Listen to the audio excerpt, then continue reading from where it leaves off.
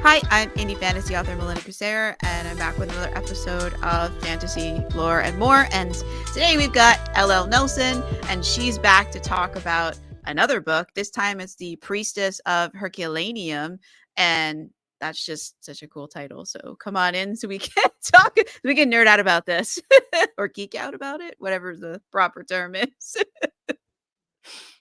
Hello. I Hello.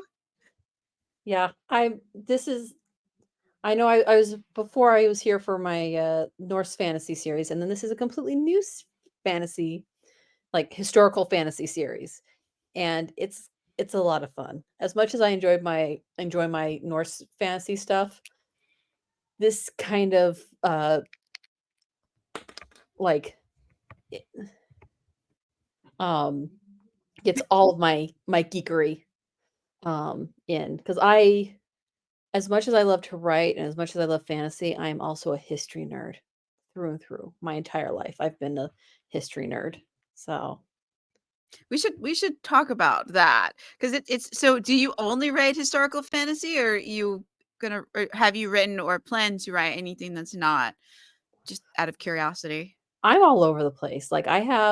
We will see how I can manage like reader expectations, I see. um, and whether or not I can handle multiple pen names, because I have romance stories that I want to write. I have science fiction stories that I want to write, urban fantasy, paranormal. Like, there's very few genres that I am not interested in writing.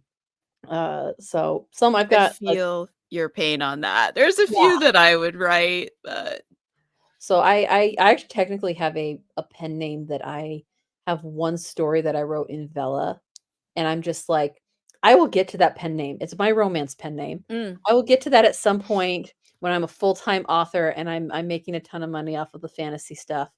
And I can jump into a romance pen name and books, because um yeah, I have a lot of stories in my head. yeah, oh So yeah, same. I'm eventually going to write. I'm an enormous Sherlock Holmes like nerd fan, whatever. So it's someday I'm going to have to. It's there, the ideas. I'm just ignoring it right now because it doesn't fit anything. But yeah. at some point, like, I'm like, just don't be surprised that there will be some Sherlock Holmesian fiction from me because I am a gigant. I have, if it's mentioned Sherlock Holmes even slightly, I am like, the temptation to buy it and read it is like, it's overwhelming. I can't like, it's just, I love it. I took a course on it in college. It was just, That's that's, awesome. yeah. That's the only thing that I would do that's any at all historical. But like, I think I would, because I don't really do historical fantasy. Like, I kind of want to do it like a Sherlock Holmesian kind of a story detective thing, but within like my fantasy world somewhere. Mhm. But you could I do don't know. that. I mean, there one of It's my favorite TV shows actually did a tie-in to Sherlock Holmes, where I can't remember if it was like one episode or two episodes, but they had uh it was the idea was that because of the magic mm, that had opened up in this world, in our world, uh fictional characters could sometimes jump out of their fictional worlds and into ours. And in this particular episode, characters from Sherlock Holmes were popping into our world, and they end up meeting with one of those characters. And the main characters of the TV show are getting all excited because they're like, "Oh, it's Sherlock Holmes." No, the person they met is Moriarty, and oh, and that's he, that's fun. and so it took a little bit for them to realize, oh wait, it's not Sherlock Holmes, it's Moriarty, Wrong. and he's causing some mayhem.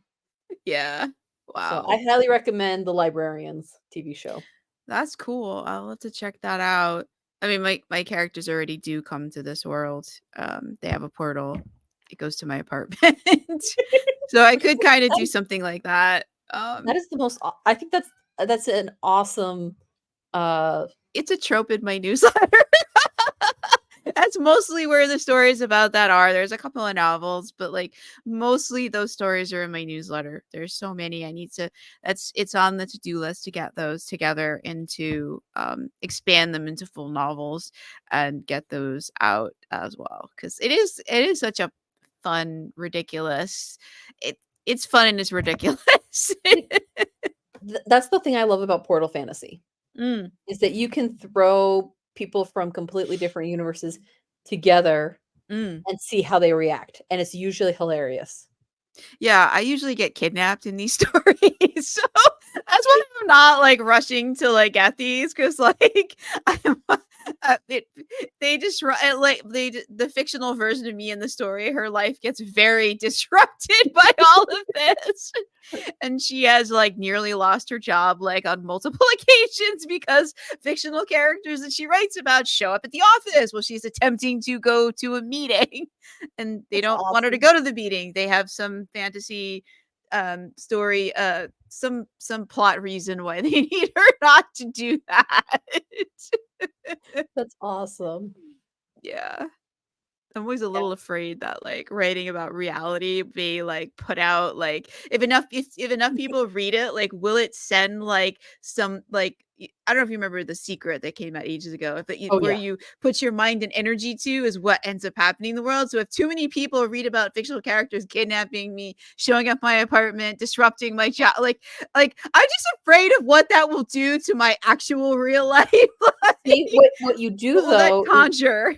you write about how, you know, they come and they upset her life, but then her life becomes awesome and more better, and she makes millions of dollars, and, like, things get better because the fantasy characters pop up in her life, and then you manifest that. That Okay, that's a good idea because remember, we're authors, so we can control our storyline, our narrative. yeah, I don't have any control over these characters. They're feral.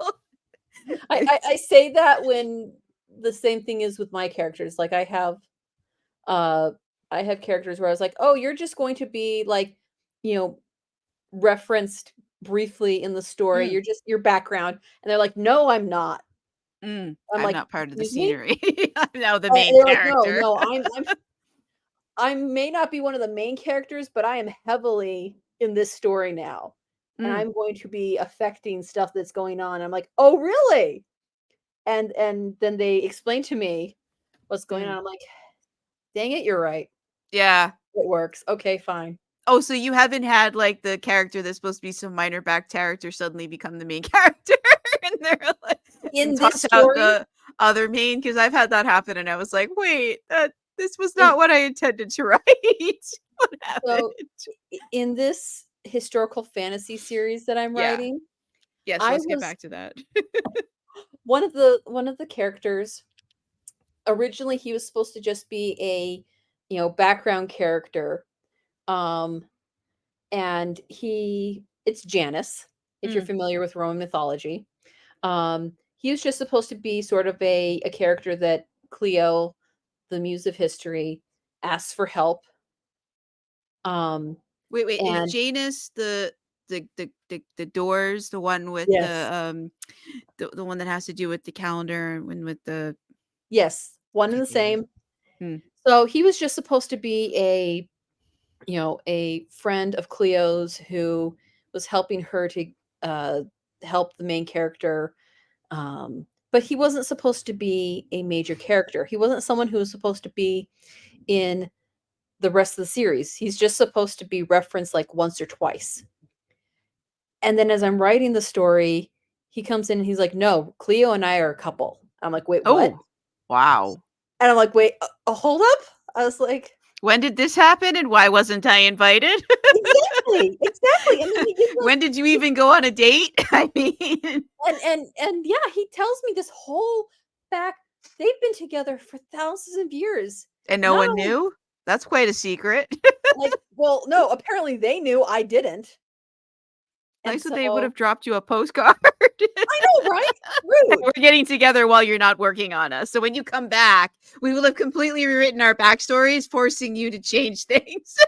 Whether Exactly. you want to or not, it's too bad this is happening. It's already happened. It's just Fait accompli. And I had another character who, uh, she like, um, she takes, she plays a role in the first book, and her name was always, because that's the thing is my characters will usually tell me what their name is or what they go by, and this character has always been Hebe, like the Greek goddess, and she's a young child, and she helps the main character around, and I'm like, very cool, but where did you're a Roman, you're in Rome, or you know technically they're in Herculaneum, but it's like you're in the Roman Empire, you're not in Greece. And she's just like, my name's Hebe, I'm a little girl, I'm helping the main Yeah, character. but if I remember college, if I remember back to college, they taught us that the Romans liked a lot of the Greek stuff and just borrowed all their gods and other things, renamed them, added a new shiny coat of paint Oh to yeah. them. Hey, Just erase the bits that they didn't like about them, and oh yeah. and just they were like, oh, we need some gods and goddesses. Well, let's take Greece's gods and goddesses are for sale. Let's take them. Yeah, they absolutely did that. And So that so actually works. He be like being Greek and coming over and was like, nah, man, I'm not letting them change me.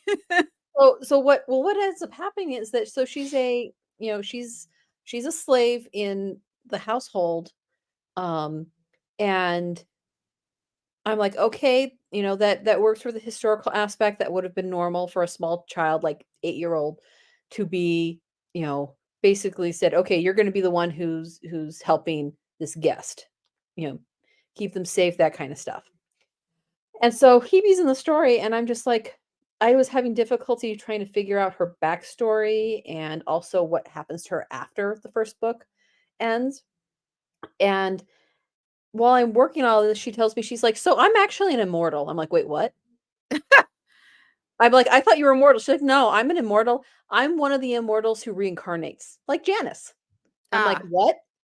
So it was she always looked like a kid, or she's just recently reincarnated and is growing up? So in the story, she like, because the story takes place over like about 4 weeks period. She's a child. She's an 8-year-old child. However, with the She's not gonna character, stay an 8-year-old child though. no. She's gonna okay, she'll age up to So eventually be an adult. yeah, so the way that I see her is that she ends up, and this is with a lot of immortals, is that most of them will age up until they're in their 20s, 30s, the prime of life. And then because of their um the reason that they are immortal, they're biologically immortal. So they can't age past a certain point. What happened to Um Zeus though? I mean, he's always depicted with the beard and the gray hair. Did he they just decide the primal life was 50 or 60? well, and that is actually an interesting thing, or is that you have some you or wait, did wifey put a cosmetically try to fix the fact that he's constantly cheating on her, trying to make him less attractive and virulent looking? I don't think she I succeeded I'm on gonna that front. I'm gonna have to talk to Hera on that. Yeah. See what she's doing. All right, Um you speak to her and get her people to call my people. I'm curious. Exactly. I will say this, Zeus in the universe that that these stories take place in, no one likes him.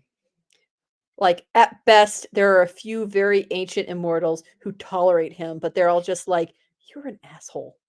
We don't like you." I mean, And he's a serial cheater. I don't know what there is to yeah. like. And I mean, some of his kids might be like, "Hey, dad, this is not a good look." Yeah, and so Especially some of the way he conceives some of his kids, when like a golden shower on one maiden. Like, well, I I mean, she was mean, already in a dungeon. Her father put her in a dungeon because he's like, "I don't want you to get pregnant." And then Zeus is like, "Bet." and we know Zeus is on the prowl. He's always on the prowl. You know what's funny? I love um I love the Percy Jackson series, all of Yeah, them. I haven't read And those actually. I need I to read think the I new missed them. I season. think they came out and I just wasn't the right age, and like I never like they got super big, and like I just and like my brother and sister were never into them. Like, yeah, like, I heard all about Twilight. My sister was super into that and I like other actually things, I but actually not got to that. meet briefly Stephanie Meyer. I went to one of the signings for The Host. Oh, And wow. so I have My sister loved that book. I have the first Twilight book and the Host book, both signed by Stephanie Meyer. Wow. So they're somewhere in my collection of books. I I like have to signed books. admit, I've never read either. I my sister I gave me them and, like, gave me The Host, but she's, like, made me promise I'd read it. I still haven't done it. I it's have to get to it eventually. I will say between the two, I like the Host better. That's what she said. Yeah. Ended up reading Twilight because in college I went on a uh alternative spring break, so where you go and do like um instead of going and partying, you go and like help people do, you do service work, that kind of stuff. And we went up to That's really cool. I it don't was a think lot of we fun. had that option in my college. Yeah, Um, I liked it. It was the funny thing was there was about you had a couple who were the adults, even though mm, we were all technically adults, they were the adulty adults. Um, the mature adults. exactly, which is saying something. Yeah, because maturity is a sliding scale in college. Yeah.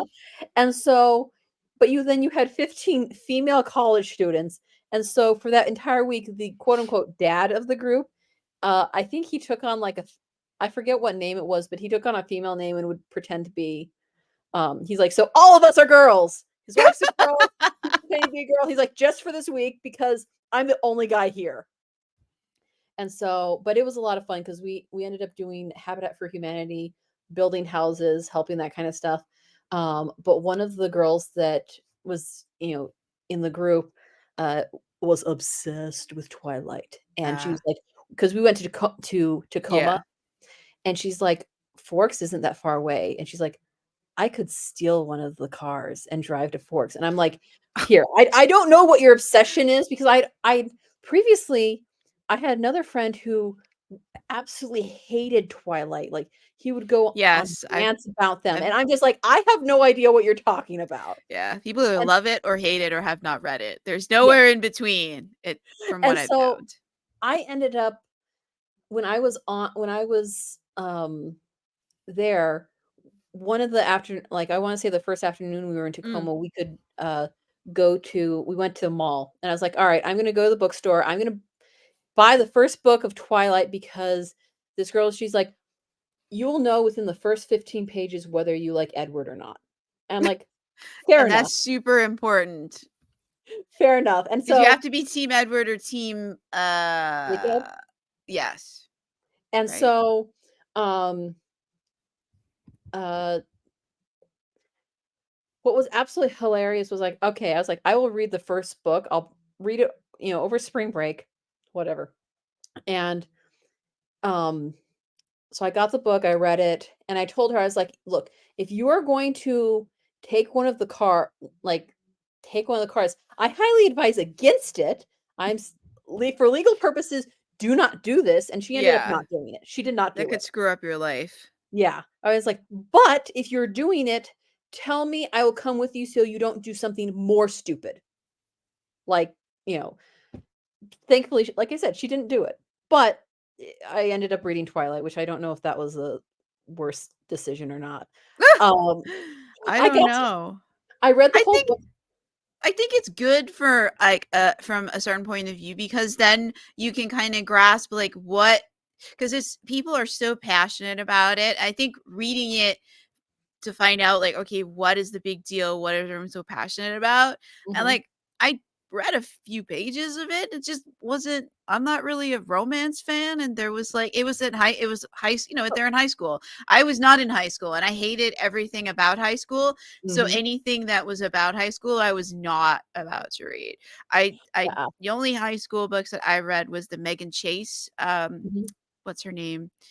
Uh was it Megan Chase was the character? It's the Fae series by the Iron Fae.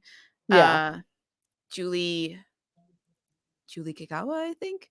I'm okay. probably completely screwing things up. That's the only one I read that was in people in high school because like I hate high school so much. I just did not want any reminders of it, Yeah. No, you know. when I read Twilight, 'Cause none of them Edward do reminded justice to the high school thing. High school sucks, and in books, they try to make it seem like it's I'm like, "No! High no, school is horrifyingly boring, and it's a horrible time. It's 4 years of just pain." yeah, You yeah. know? But after I read it, with obviously within 15 pages, um, I realized that I was not Team Edward.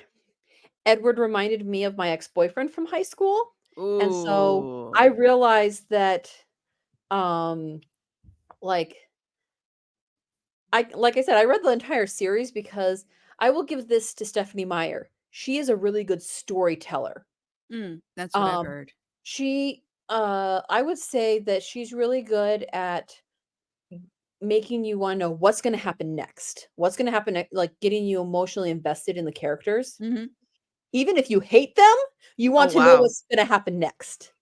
Um, and I was team University of Alaska because there was at one point, like, Bella is, uh, looking at, like, college Mm. applications, and she's like, "I don't wanna go to college, I wanna be with Edward," and I'm just like, "Why can't you do both?" Because she was No, looking at seriously, he's immortal. yeah, Like, what is the big rush? He's living forever, and you know you're eventually gonna ask him to make you a vampire so you can live forever with him, so, like, exactly.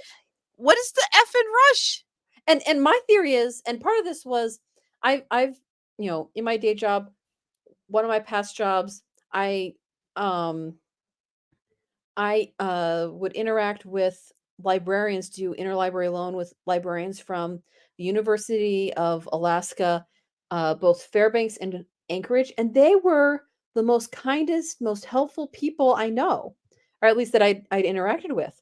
And so I'm just like, what's the problem with the University of Alaska? And in my mind, I'm like, you know what? You go, you take classes, and Edward, because he's all into I'm not going to eat humans, I'm going to eat animals. He gets a hunting license up in Alaska. He can go to town. Right, problem He can, solved. exactly. And guess what? If he's all like, "Oh, And I'm it's dark. very." Isn't it dark, like, many Yeah, months of the year in certain parts of Alaska? I don't know if it's all of it, but I and you saw have a lot of something about that. very pale white people who live up there, so he would fit in. Like, I Yeah. see no reason, and so there's a part of me that wants to write a fan fiction where they do go up to Alaska and, like, just everything like, no one knows that he's a vampire. They're just like, "Oh, you're just a super white dude." Seriously. So, yeah. Seriously. I think that could totally work. So I was team University of Alaska. That's awesome.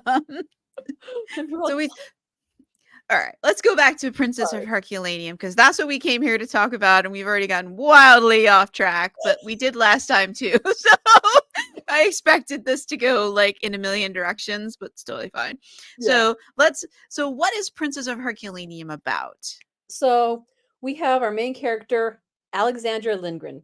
She is an archivist at a tiny little museum in Washington, D.C. Um, and she loves all things historical, all things art. Um, and one of her favorite time periods is like ancient history.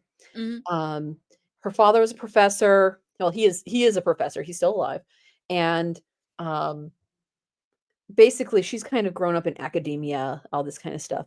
mhm. And the book starts out with her going to this art exhibit that is based on a real art exhibit, um, that she helped kind of get some of the art pieces from her museum into this exhibit so that people could see them and be like, "Oh, there's more cool museums to check out."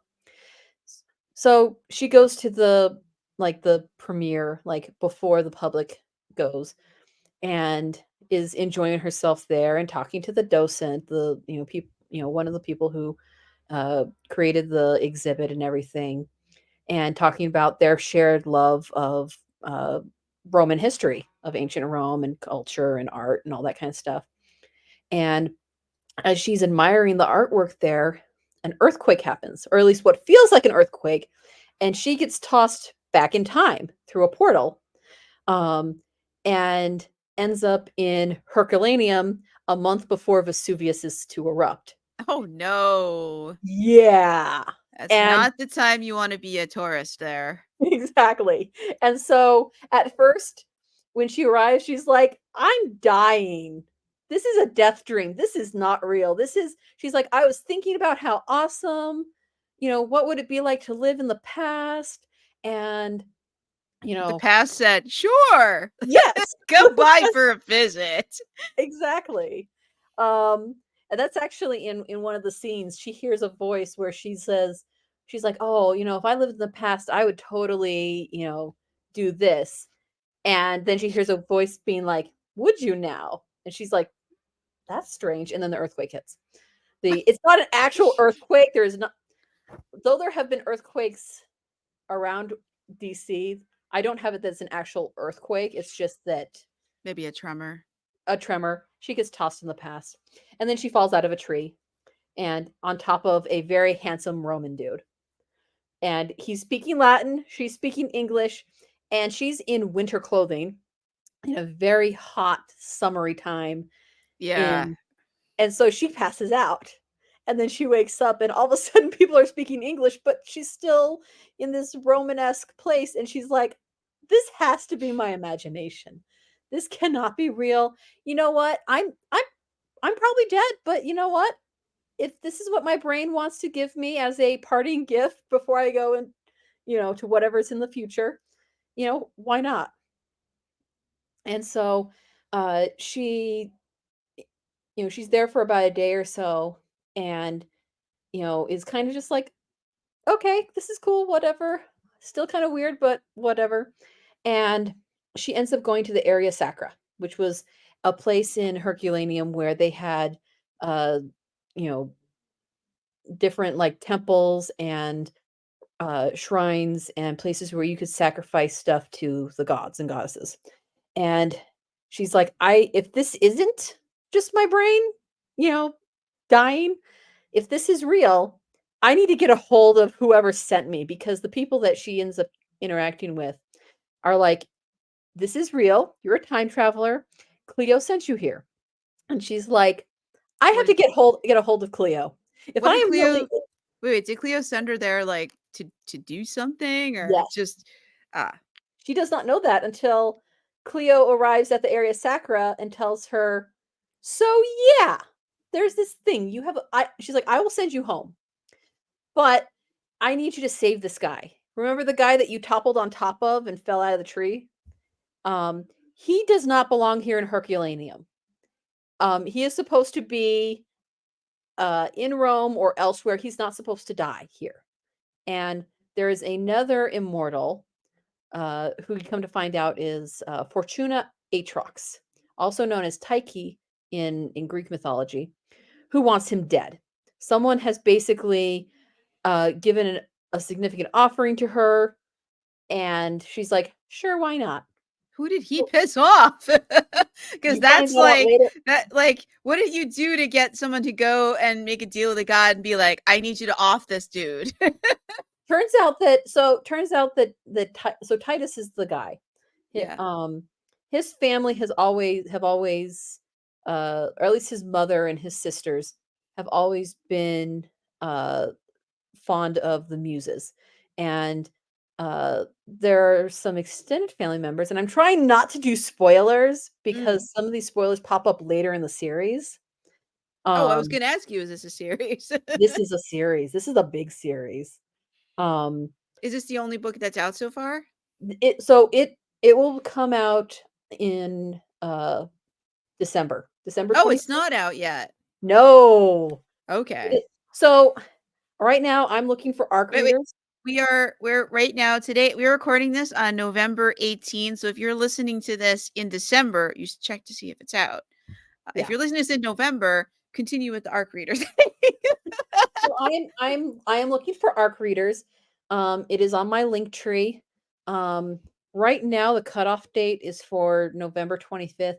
I may move it to the end of November, but I like to give my arc readers about a month to read a book, and then that way when it is live on all the different platforms, they can put down uh uh how they felt about it, give it its ratings. But yeah, right now in November, I've got a handful of ARC readers already, but if there's other people who like historical fantasy, who like a blend of Outlander, Doctor Who, Percy Jackson, A Wrinkle in Time, if those kinds of books are your jam, uh, then those are kind of the inspiration for this series, at least Then literature L.L. wise. Nelson is your author. Exactly. I had to say it. Go on. But yeah, so going back to the story, Sure. um, yes, Titus, his family, have pissed off someone. They want Titus dead with a capital D. Um, and so, but Cleo's like, another person has given offerings to me and my sisters to keep him alive because they really want him to be safe. And she's Counter like, offer. so I want him safe, and this other goddess, and she doesn't actually call them goddesses. Like Cleo differentiate, or she's like, we are worshipped as deities. However, I do not consider us to be deities. We are immortals. We were born. We are not like any of the weird, you know, origin stories or anything. Um, we just can't die usually. Once again, there are a few immortals who have the ability to reincarnate, but even that's a rare gift or curse, depending on how you look at it, um, among immortals. And so she's like, I do not consider myself a god or a goddess. I am just an immortal who has certain powers, abilities. And so uh, she also apologizes to the main character for tossing her in the past without her explicit permission. And she's like, she actually gives her the opportunity um, to go back to her present period. And the main character's like, at this point, is like, I kind of, I feel bad for this family, and I want to help them. And as long as you promise me that I can go back home, uh, I'm gonna see if I can get this guy out. And so, obviously, fun and games. Alex and Titus get to know each other. There's a little bit of romance, more than a little bit of romance. Romance isn't the focus of it, though. It is uh, getting It's out of just something that happened while the characters were doing other things together. exactly, exactly. And so uh, Alex ends up having to tell Titus that what's going on, what the truth is, and she's like, yeah, so Herculaneum is going to be destroyed in less than a month, and a lot of people are gonna die, and you're not supposed to die, so we should go. And he's like, not yet. He's like, this is basically my home, even though I grew up in Rome. Herculaneum was where I was born. This is where I feel an affinity to. I feel, I care for the people who um uh I feel an affinity to the people here, and I want to warn them. And we have family friends here. They need to be warned. He's a sweetheart in that regard, in that he doesn't want to just leave people to their death. And so he makes a promise to her. He's like, "Let me warn people, and then we can leave." And she's like, So, yeah. "Yeah." What one quick question. So, like, so where is Herculaneum in regards to, like, Pompeii? Because that's the In one we usually hear about.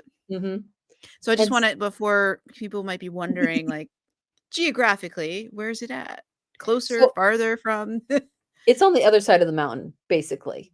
Um, the modern city of uh, Ercolano, I believe is how it's pronounced, um, is where Herculaneum was. Uh, if you're familiar with where Naples is, Herculaneum is like, I would say, roughly halfway between Pompeii and Naples. Um, and so Is it anyone, closer to Mount Vesuvius or further? It sounds like it might be further. it's on the coastline. Yeah. Um, and whereas Pompeii was more inland.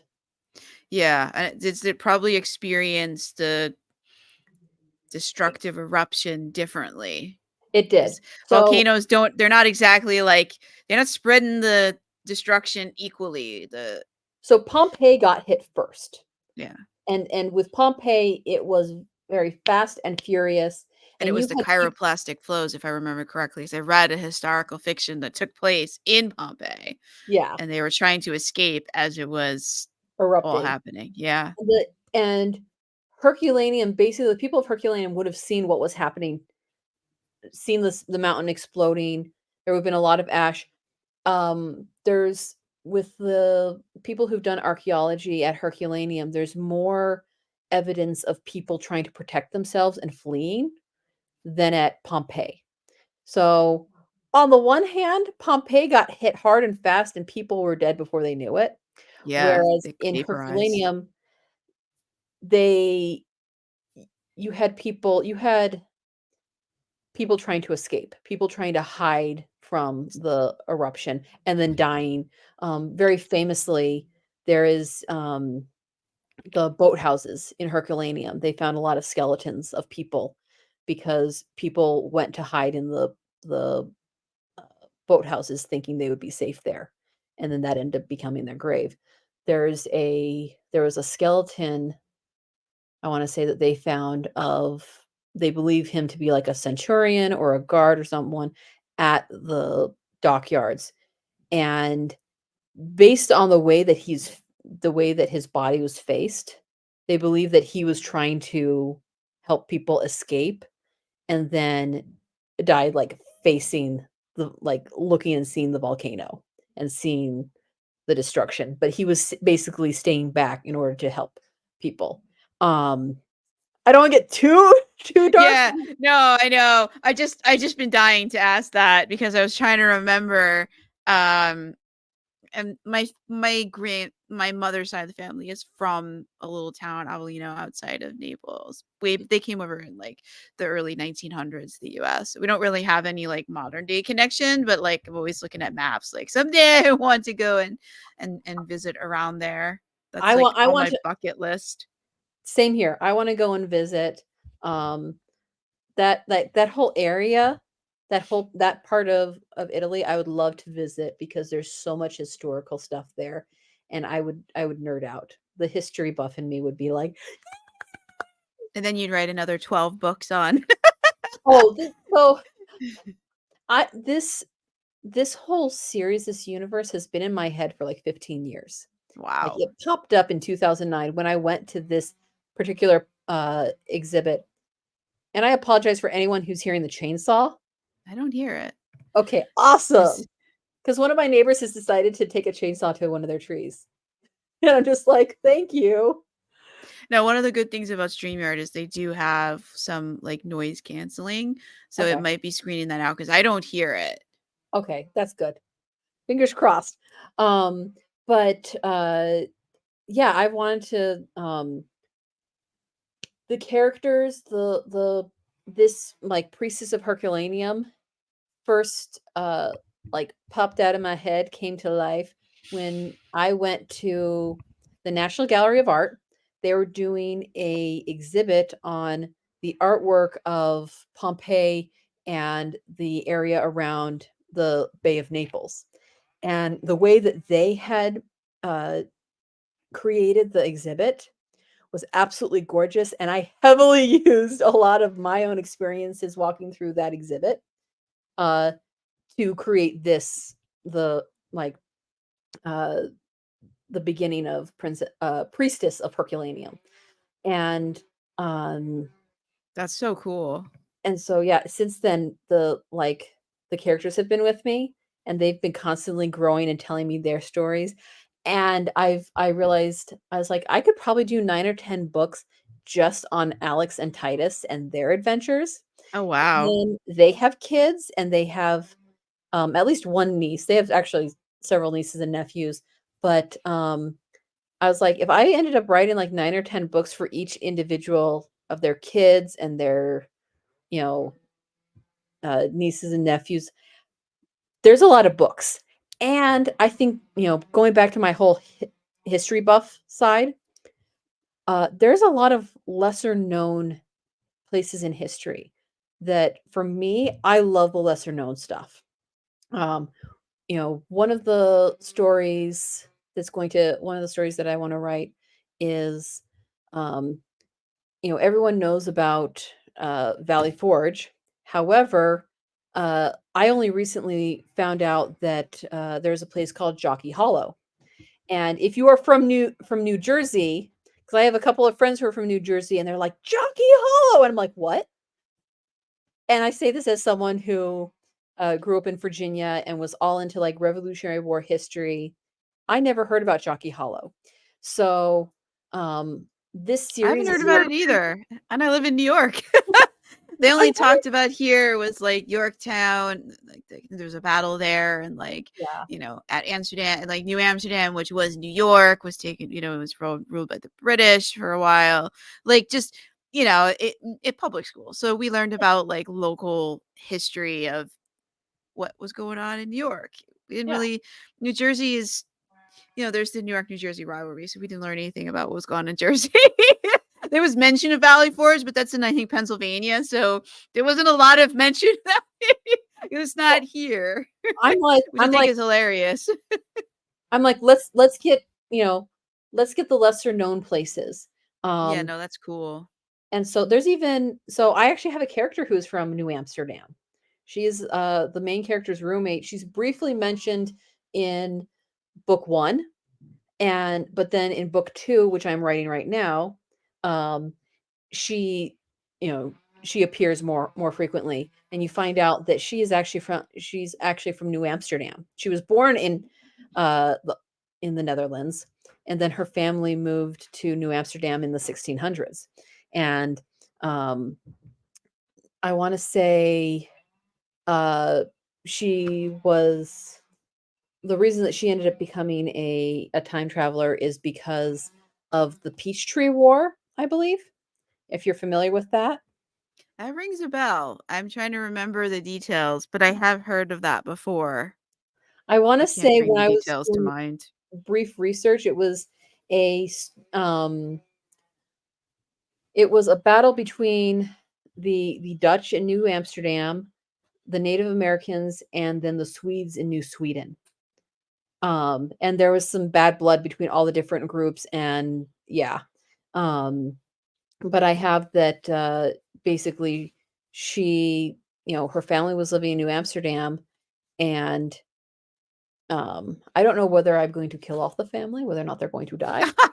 But but you had people These who are these are the trials and tribulations of being an author. We sit exactly, there who and is not wonder, who do we kill? Who goes on the dead list today? exactly, exactly. But she ends up, and she talks about this in the second book um, that she basically has to make a choice after coming back after the end of the Peachtree War of either getting married to a guy who he's nice enough, and if she were to marry him, she'd have, a comfortable, safe life, or Cleo tells her, "Hey, you can be a time traveler and travel to all these different time periods," and she chooses to be a time traveler. And I so mean, who wouldn't? I mean, exactly. freedom tied down.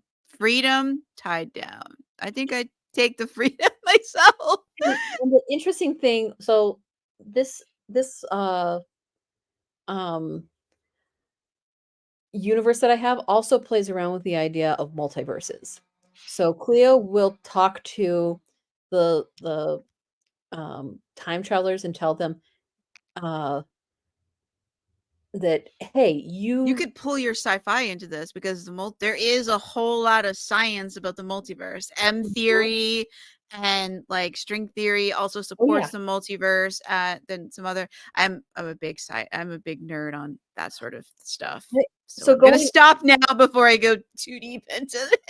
I talk about how Madeline Langell, A Wrinkle in Time, is a big I influence couldn't for this. read that.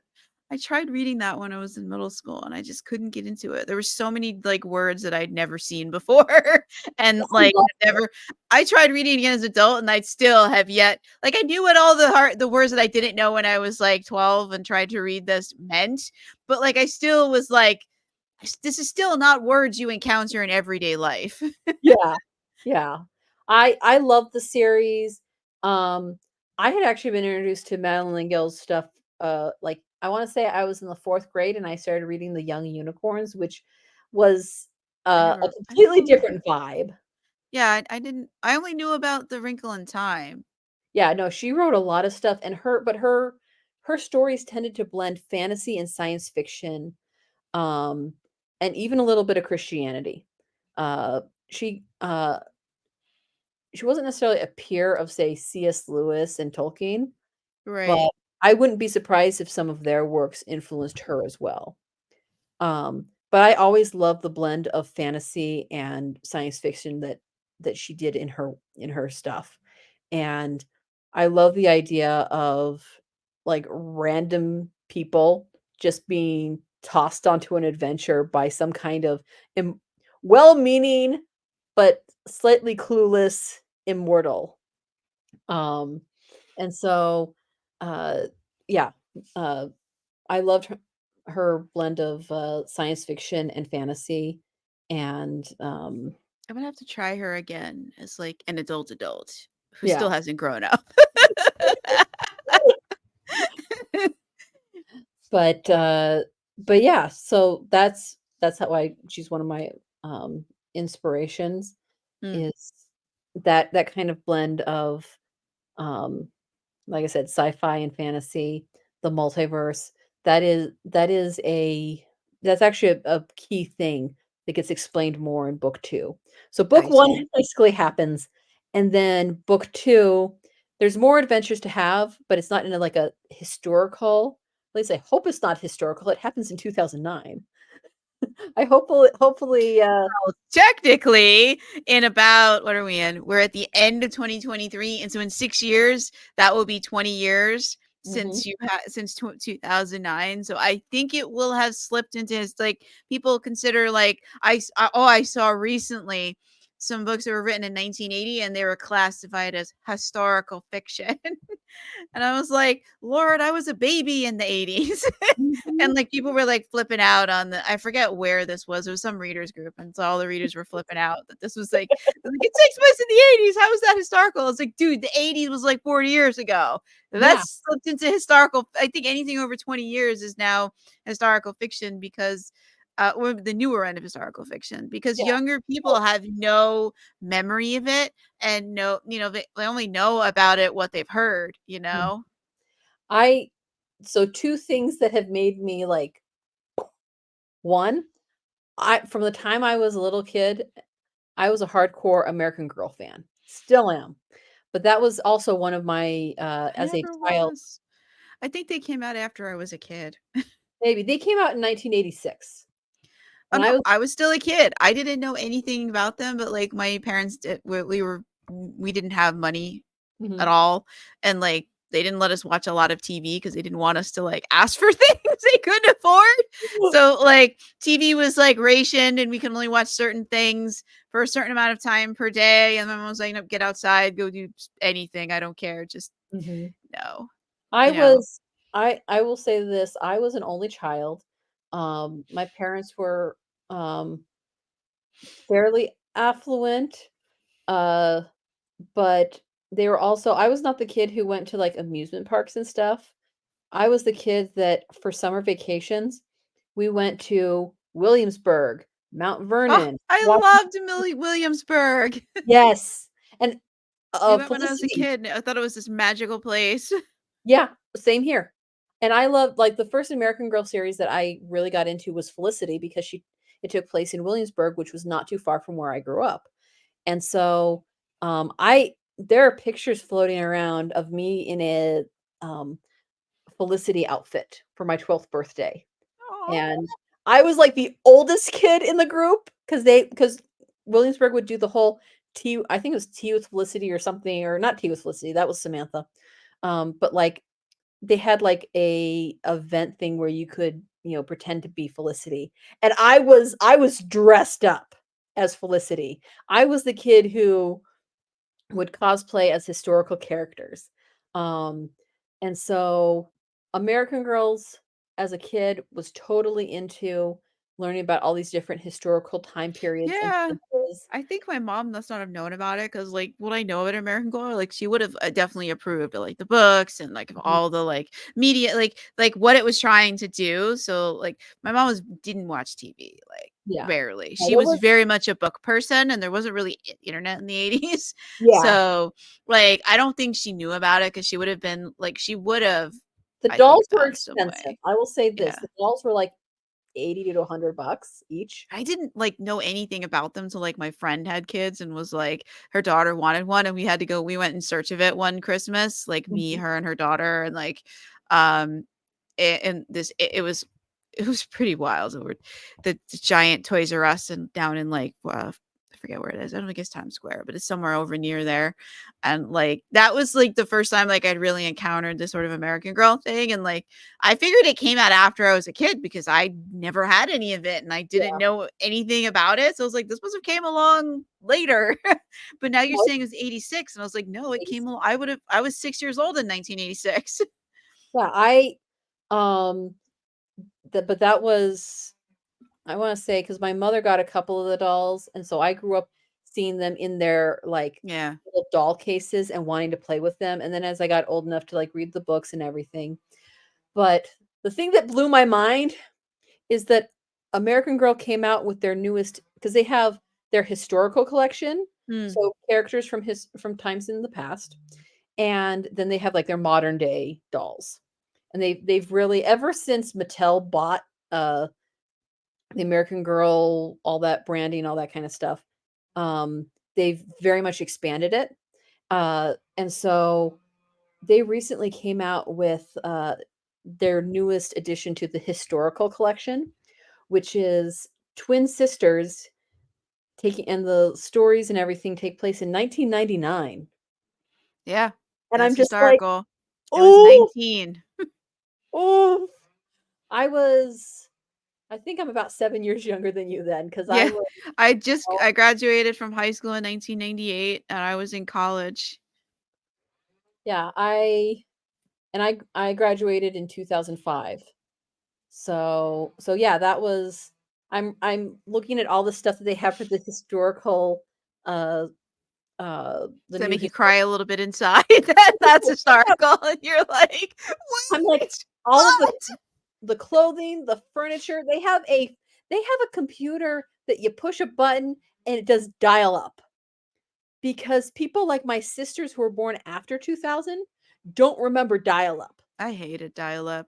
I The know. minute that went away, I was like, "Can we please switch? I hate this." Yeah. No, but I like my sister like they don't know or remember the fact that you would have to I hated get up. those floppy disks too. The Mhm. minute you could stick a USB, I was like, "Thank you, God!" Like, I had an MP3 player before, like, the original ones that first came out, and you could plug it in and store things on it, and Oh, yeah. it wasn't an iPad, it wasn't an Apple one, Mhm. it was, like, I don't remember, Samsung or, like, just Noon or it something. was, it was something like that, yeah, and it was just it wasn't locked down like iPad, like, the Yeah. Apple whatever the heck it was called, iPod, whatever, and, like, I put it in and was like, "I can save stuff on this, and Yeah. it's there, and I can plug it into another." I was like, "This is perfect because trying to fit stuff on floppy disk was annoying and hard." Yeah. Everything even, like, uh, like, if you were writing something in Microsoft Mhm. Word, I guess we had Microsoft Word then, and, like, it Yeah. was more than like, I forget how many pages, like, it just wouldn't fit on the freaking floppy disk, and it was a freaking Exactly. Word file. Yeah. No, I remember that well. Yeah, I have, hated that I remember so much. I remember the actual floppy ones, because, like, as a kid, we had 2 games for the one computer that my parents got back in, like, the early Did you '90s. have Buck Rogers? We didn't have Buck Rogers. I We had, had that. a Jeopardy! Wheel of Fortune combo game, and then, Sesame Street, They had a and game? I didn't know that. I loved Sesame Street when I was a kid. it was like an learn your ABCs thing, um, but it was on the actual, like, big floppy, um, Yeah, we and had I Buck remember when you Rogers like that. got the hard cases, and some of Yes. my first stories were on those hard cases, and obviously I can't access them anymore because I don't have the reader for it, No. Do you remember, like, at one point they had in between, like, before we had the personal computers, there was the, electric typewriter type things, and some of Mhm. them took cassette tapes, and, Yes. like, I forget what the model we had was. Oh, it was horrible. It was slow, it was, like, and saving on cassette tape is just, like, horrifyingly awful no matter how you, like, it was always getting crinkled, and even if you Mhm. never touched it, if you just looked at it angrily, like, the cassette tape was, Oh, like, yeah. all out of the thing, and I hated I that so remember that much. well. I think about it Yeah. was a Coleco, I think it was. I Okay. hated that so much, and then I had, like, the um something the brothers when in college. I hated that so much. It was the minute like you could buy a personal computer, like I Yeah. worked like extra shifts at the stores I worked in, and did extra tutoring at the college so I could buy my own freaking computer because I was so done with all this. And it cost like 2 grand. It was so expensive. And I was like, but I was so happy because I hated everything else. I It's a little bit better for me. My first computer, it was a desktop.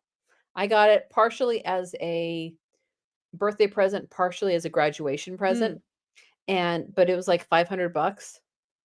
Um, and that was what I went to college with, mm. and I was just, like, on cloud 9 and thought I was the bee's knees. Yeah, that's probably not making me sound any younger than I are, you know, You're using still younger 1940. than me, so it's all good. But I think I got if we I have think I got any, my like, first computer and, like, I was definitely out of college at that point because I don't remember, maybe, like, 2004? yeah, I wanna say if there's anyone who's, like, listening to this who are Gen Z, they're probably like, "These people are so old! Historical! They rode Nah. dinosaurs!" Technology has been improving fast, which has been amazing, like, I love technology, like, the minute, like, just the MP3 players, like, I waited for those, and the minute I could get one, I was like, "Yes, I give remember me." thinking I I was hated so fancy. CDs. I remember thinking I was so fancy for having an iPod to play my music, even though you couldn't, like, see anything on it. Be No. Yeah, unless you You knew were the lucky if you could read the track name because, Yeah, like, you know? fun times. But, yeah, so Yeah. that having, the most recent historical dolls being from 1999, and I'm like, "Oof!" And then It's my like hus a gut punch.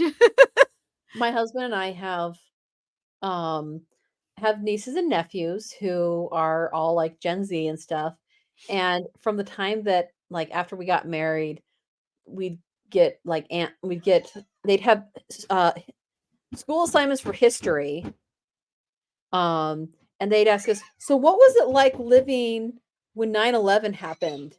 And I'd have to Oh, and I'd that's a be rough like, one because I live "It in New was" York. Yeah, I yeah. I Well, definitely had a different experience than the rest of the country living, like, living in a suburb outside of New York yeah. City. Well, I remember because I was, um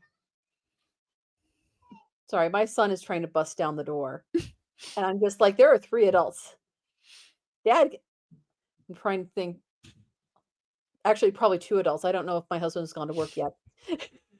But he is going back to the whole, "Mom needs to solve everyone's problems." Right? So, but, because I grew up in Richmond, Virginia, um, and uh I knew people who lived and worked in DC.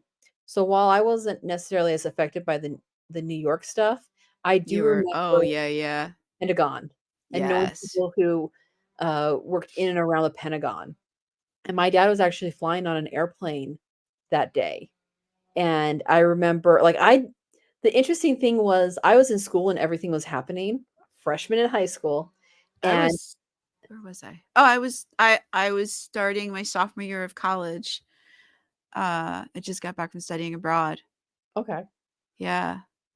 And so, you know, the teachers at my school kind of had a 50-50 approach, it seems. Like, my teacher and a lot of other teachers were like, "We Wait, are you not." had school that day? Because they canceled, I mean, they can't, like, because the first tower was hit at 8:30, like, they canceled class at my college.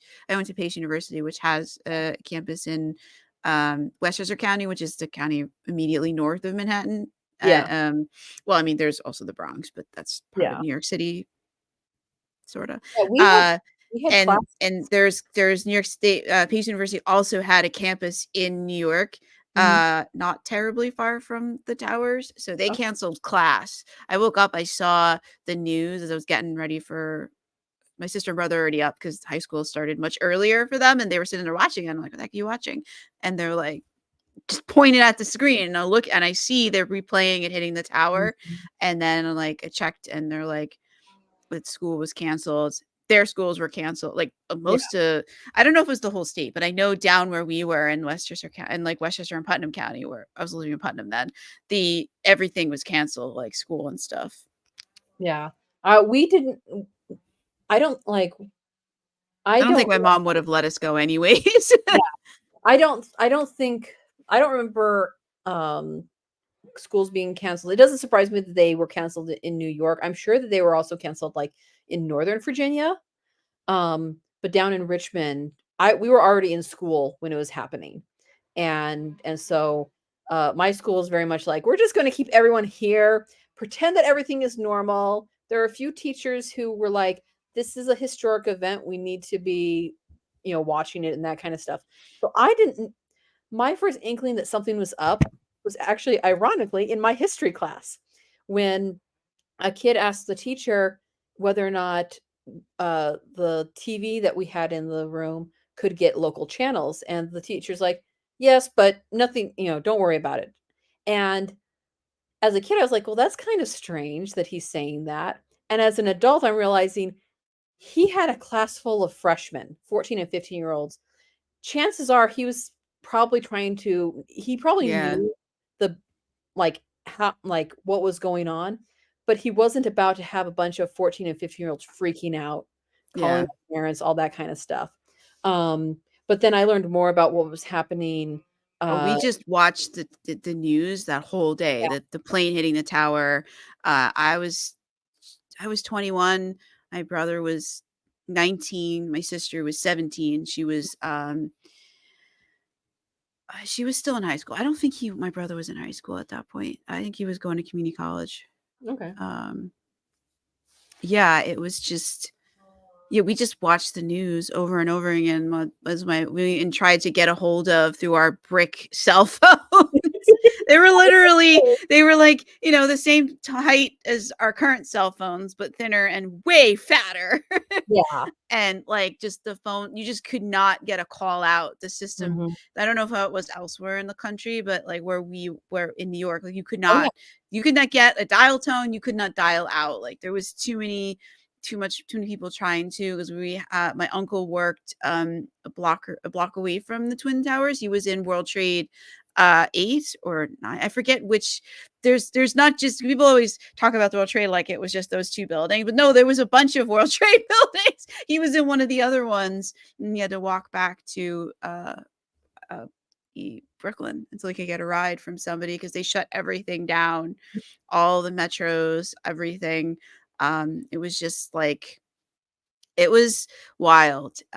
Just trying to get a hold of different family and stuff who were near where things were happening. It was just we watched the news literally from like when I woke up at like Yeah. 8:30, because I think my first class was at 10, and then until like I don't know, like 5, 6 o'clock at night. My mom was like, "Okay, enough. Just you have Yeah. to turn this off now." And they're just replaying the hitting the first tower, and then hitting the second tower, and the first one of them falling, then the other one falling, and Yeah. just like I've been to the World Trade Center, like the Twin Towers, many times because like you get on the train, you're there in an hour, you're in Times Square, Yeah. and it's like and like just and I'd walked around the area. Like we never went to the top, which Yeah. I still like find like we were there like a few I don't know, it was a few weeks or a few months, like, after I came back from studying abroad that summer. I went down in the city with my friend and her boyfriend, and we could not, between the 3 of us, scrounge up enough money for one of us to go to the top of the Twin Towers,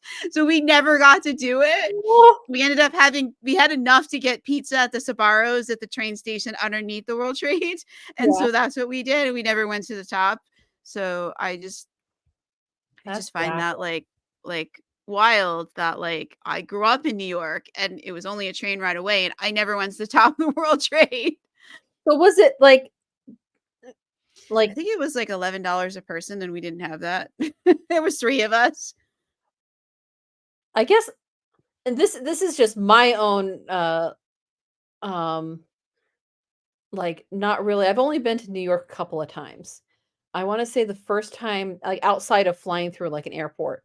Um, Mm, which they're huge. yeah, yeah.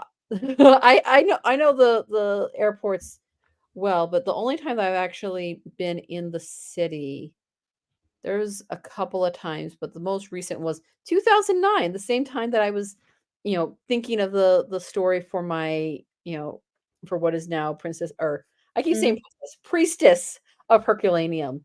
Um, my roommates and I I think you need to write a princess of story. probably, ooh, I think I that they're calling to you. But go on. really, there I have a list of, you know, of the stories that I already have an idea of, like, okay, I'm gonna write this story, I already have a plot, and then I have another list of places in history. I'm like, this is an interesting person. I want, or this is an interesting place. I want to explore that and see if I can write a story about that. Um, Or you and so have characters who are like, "Hey, I'm cool. Put me I in mean, somewhere." exactly, exactly. You know, I was looking at, uh I was looking at, like, history on, Tudor times and Henry VIII's wives, and reading Oh, about yeah, he Catherine Parr, played and a lot. she in my head, she's like, "I didn't actually die." I'm like, "Wait, what? Excuse me?" And she's like, "No, we're friend my I am like, my family, the women in my family have been friends with Cleo, and so my death was faked because of drama in the courts." And so apparently Catherine Parr, at least in the universe that I'm writing in, is a time traveler, as is her daughter. And they're just hanging out, chilling with Cleo and the other muses. And I'm like, I did not know this. So yeah, it would not surprise me if there's another famous person, a princess somewhere, who's just like, hey, I need to be a character in your story. And I'm like, okay. That's why I'm That's saying wild.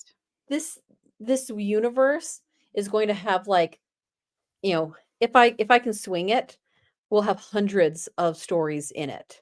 Like the Wow. stories, you know, like because I can think there's hundreds of stories Wait, of how lesser known. many books can you write a year? I'm just trying to, like, in my head, like, how long would that take you to do?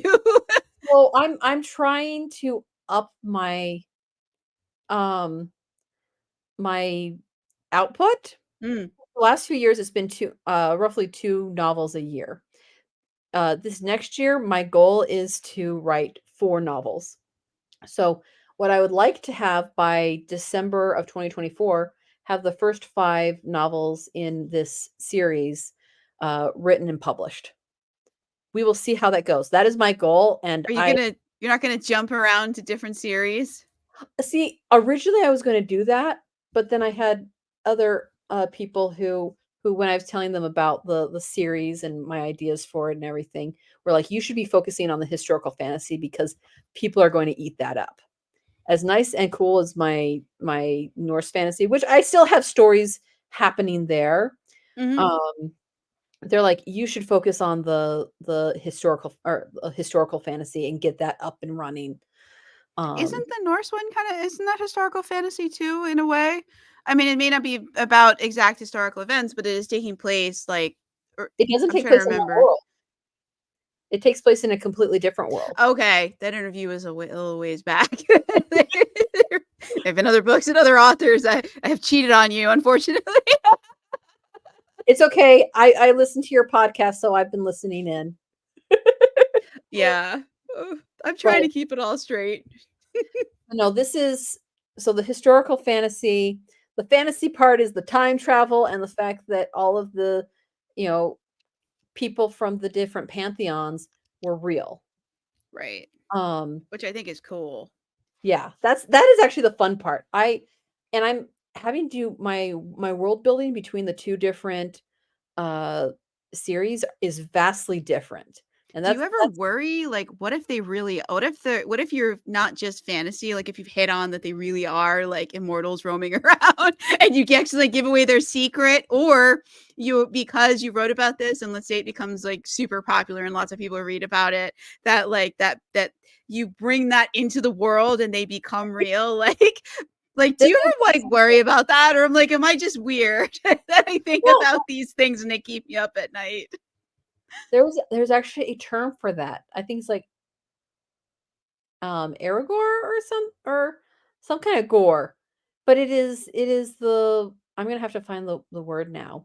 But it is the belief that the more people who believe in a certain like entity, not even like worshiping them as a Mm, deity, but that they become more real, they become more powerful. And so I've read a few like book premises about how Santa Claus is one of these characters where because so many people believe in him, he actually exists because of the power of their belief.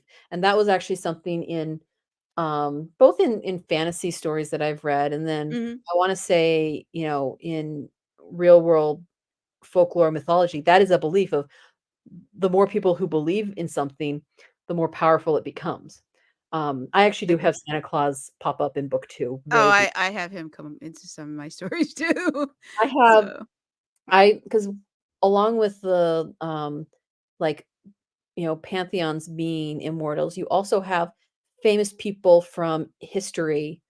Some of them are, also immortals, especially those who've had, like, really random, kind of mysterious stuff happen to them. It's because they're immortals, or they're interconnected with immortals. And so, in the case of Santa Claus or Saint Nicholas, um, he is part of a group that is sometimes called the Joy Makers, and these are immortals from around the world who they see like the misery and mm. suffering of people, and that is their goal of their very long lives is to bring joy to instead of humanity being dragged down by the misery that's around, they try and infuse joy, even uh, little bits of it. I remember reading something where uh, the opposite of a trigger is a glimmer, and so I'm kind of thinking I I've heard might that before. That's pretty neat. so the opposite of a trigger is a glimmer. So a glimmer is a brief moment of joy, happiness, something that lifts your spirits. And so um with the joy makers, I might also have them referred to as the glimmers or something like that because that's what they're trying to do. They're trying to increase the amount of glimmers in the world. And that is for Saint Nick, Santa Claus, he goes by many names. He's part of this community of immortals who are trying to bring more joy to the world, Mhm. and he has the ability to step in and out of time, and that is how he's able to bring gifts to all the children of the world, and for him, it isn't always on December Wait, 25th. it's not a rocket-powered sleigh? I mean, come on. I was so hoping it'd be a rocket-powered sleigh that he can get around the Earth in 90 seconds and be dropping stuff off, and or like Well, the maybe there is multiverse Saint Nick, where he can pop into the multiverse and pop back, and okay, that's fine. a rocket-powered I sleigh think because that'd be awesome. you know what? The immortals are not opposed to using modern technology. So I could put that in there that yes, he has the ability to jump in and out of time, but he also has a rocket powered sleigh because it's fun. Yeah, seriously. I mean, if he's a joy maker, he's gotta have something wild and fun just for the joy of it, you know? Exactly. Exactly. So, all right, headcanon accepted. Um, Okay, awesome. We should get to the excerpt before because like, yes, we didn't do that yet, and, like, they should meet our heroine, Alexandra. yes. So let me pull up my um Usually we do that earlier, but we've been, like, all over the map today. I think we're having way too much fun with like the world building and I don't think I even finished what like the story was about, but it's basically Oh, she wait, has then to go let's go back to that then, because. And like this has been a glimmer, this interview. It has been definitely a Yeah. joy. Uh, so I'm So glad you came back and I'm scare glad you away. I'm glad to be here. Um I love talking about all this nerdy fun stuff. Me too. These, there's so much dark stuff in the world. It's good to have like happiness, to have glimmers. And So you so, need to write more books so we can keep doing this. and in order for me to write more books, I need people to buy my books.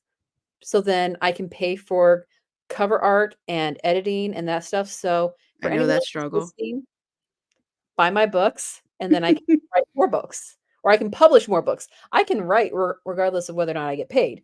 But in order for them to be published, then and be available to everyone, I need money.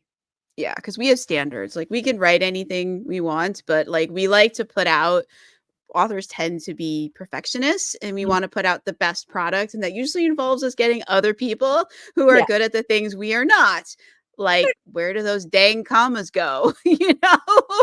And like Two dashes. what do you put on the cover cuz we don't have a clue. Yeah. Um No, I know for a fact that I'm like, whatever I see in my head, I can't draw. So I'm going to go to someone who is very skilled at artwork and I'm going to pay them. So, but I need money to do that. So buy my books. That's my pitch. yes, If you buy want her books so she can come back and we can nerd out on some more books. exactly. But yes, so the going back to the premise of the story. Yes.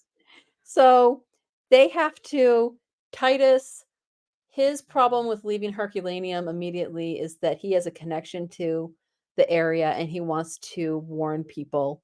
And you can guess how well that goes. But he's determined. And so they go to a few different places and some people listen, some people don't. And then they he's finally like, okay, we can leave Herculaneum. We will go to uh Neapolis, which I think was how it was pronounced back then, Naples nowadays. Um, and they go, they prepare, and as they go to Naples, plot twist! Fortuna's not going to let them get away that easily.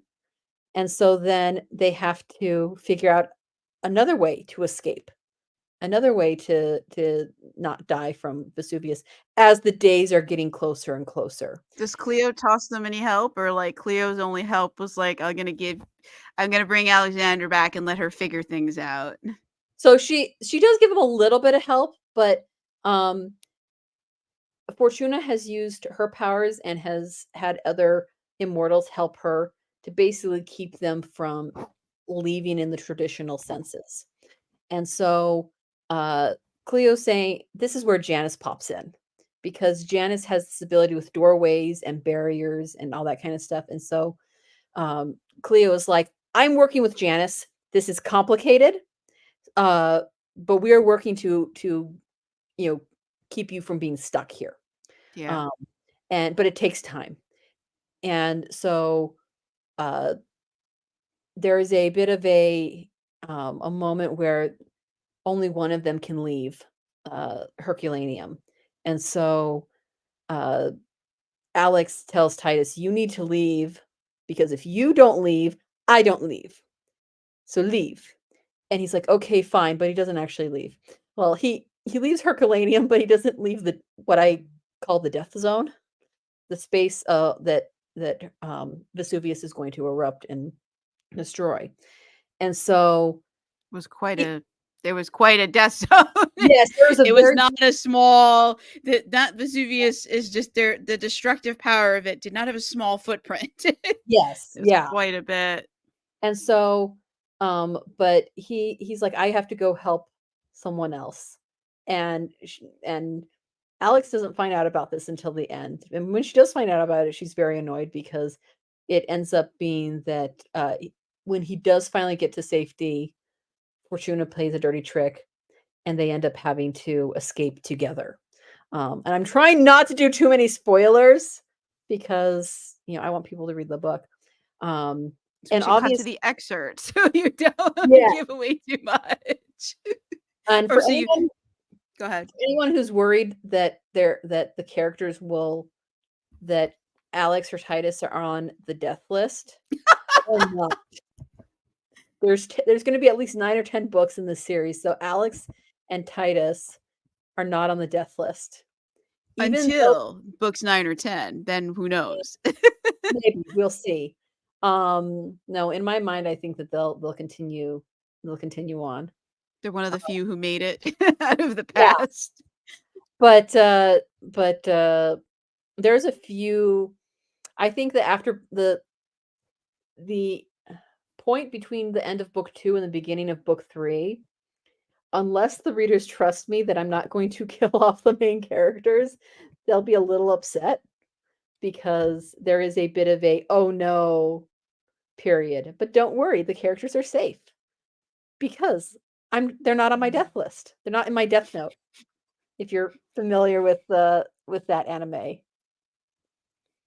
Have you seen Death Note? No. Okay, it's the premise is that there's a notebook that if you write a person's name in it, they die. Ooh, So, it's a that's a really good plot anime. twist. Yeah. It's a brilliant anime. Highly recommend it. But yeah, Alex and Titus are not in my Death Notebook. So, um, they will survive for at least this series. Anyway, on that note, Let's cut to the excerpt.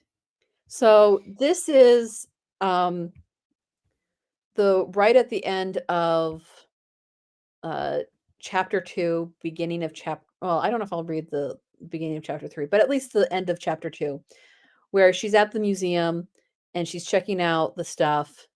And yeah, that's the premise. She's at the art exhibit that she's excited.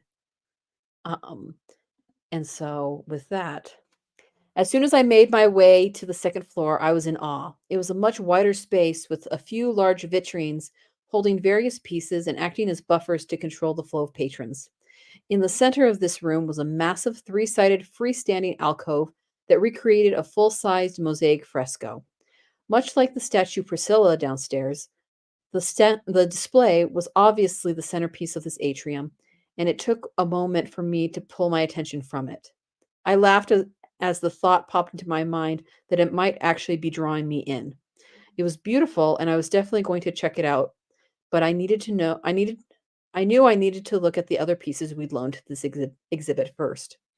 I noticed one of our pieces, a small shard of marble skillfully drawn on, and thankfully a few people came over to study it as I read the accompanying description.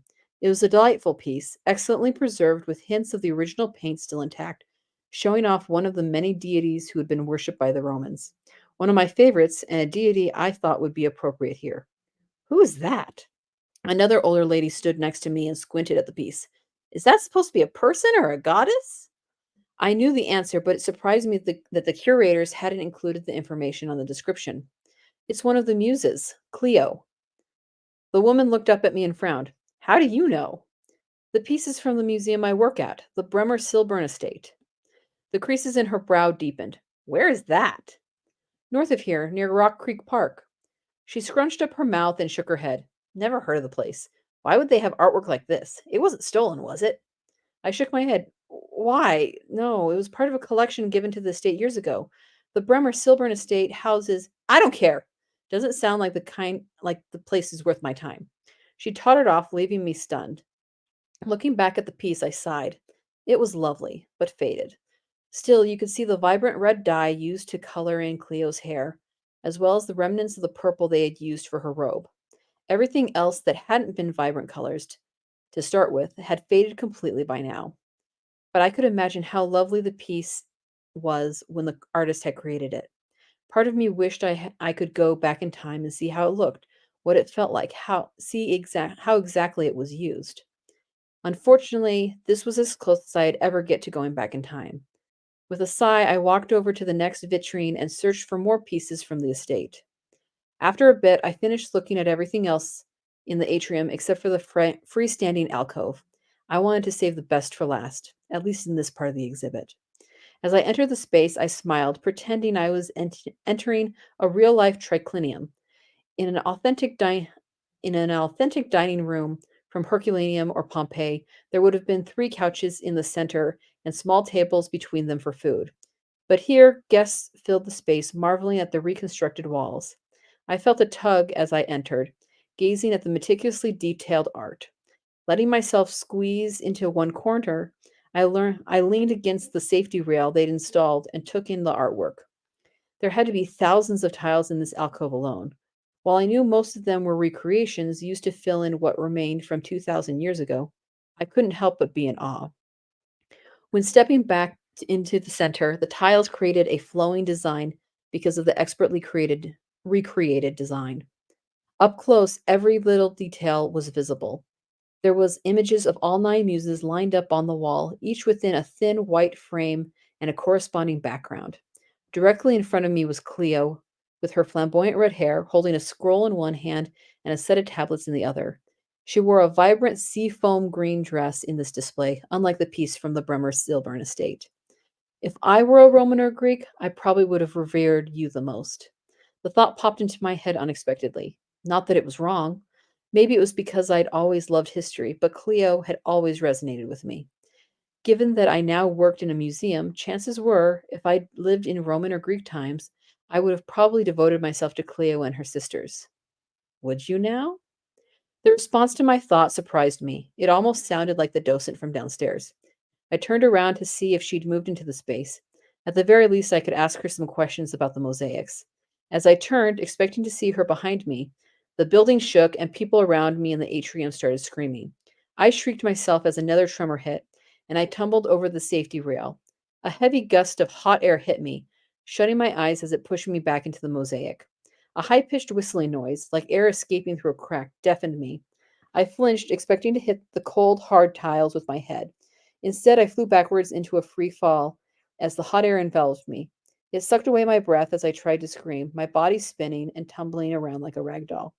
As my purse was ripped from me and sucked into whatever I'd fallen into, only one word came to mind: shit. And that's it. Oh, wow, that was short. It's a Short little. but impactful. So that's her getting sucked into the Yeah. portal, and then the next chapter begins with her falling into Herculaneum. And the only reason I'm not reading that is because my Latin sucks. Ah, okay. So I would be butchering uh, the Latin. But then now readers can see what happens when she arrives in Herculaneum and she first meets Titus. Wow. That's so fun. I can almost see the parts of the exhibit that she was looking at. They were so vivid. The cool thing is, like I said, this was very much inspired by an actual art exhibit that I visited back in 2009, and that was how cool it was. That it, like, even 15 years later, I can still visually see what it was like, and I was able to describe, like, what I remember of it. So, yeah. Was it or not history, um, fiction in reality, truth and fiction. Mm. Yeah. My brain's like, words, these words. But we have been talking for an hour and a half almost. I can understand if the words are having difficulty getting from the mind to the mouth. At least the quotes. My brain's like, yeah, let's keep talking about this. Is an awesome topic, and no one listens to you at home, or they're like, uh-huh, that's nice. So no, my family's very supportive, but at the same time, they're like, you're a history nerd. Like, That's not a bad thing. I mean, I think we need more history nerds in the world because what is that quote? If we don't know history, we're doomed to repeat it. mm-hmm.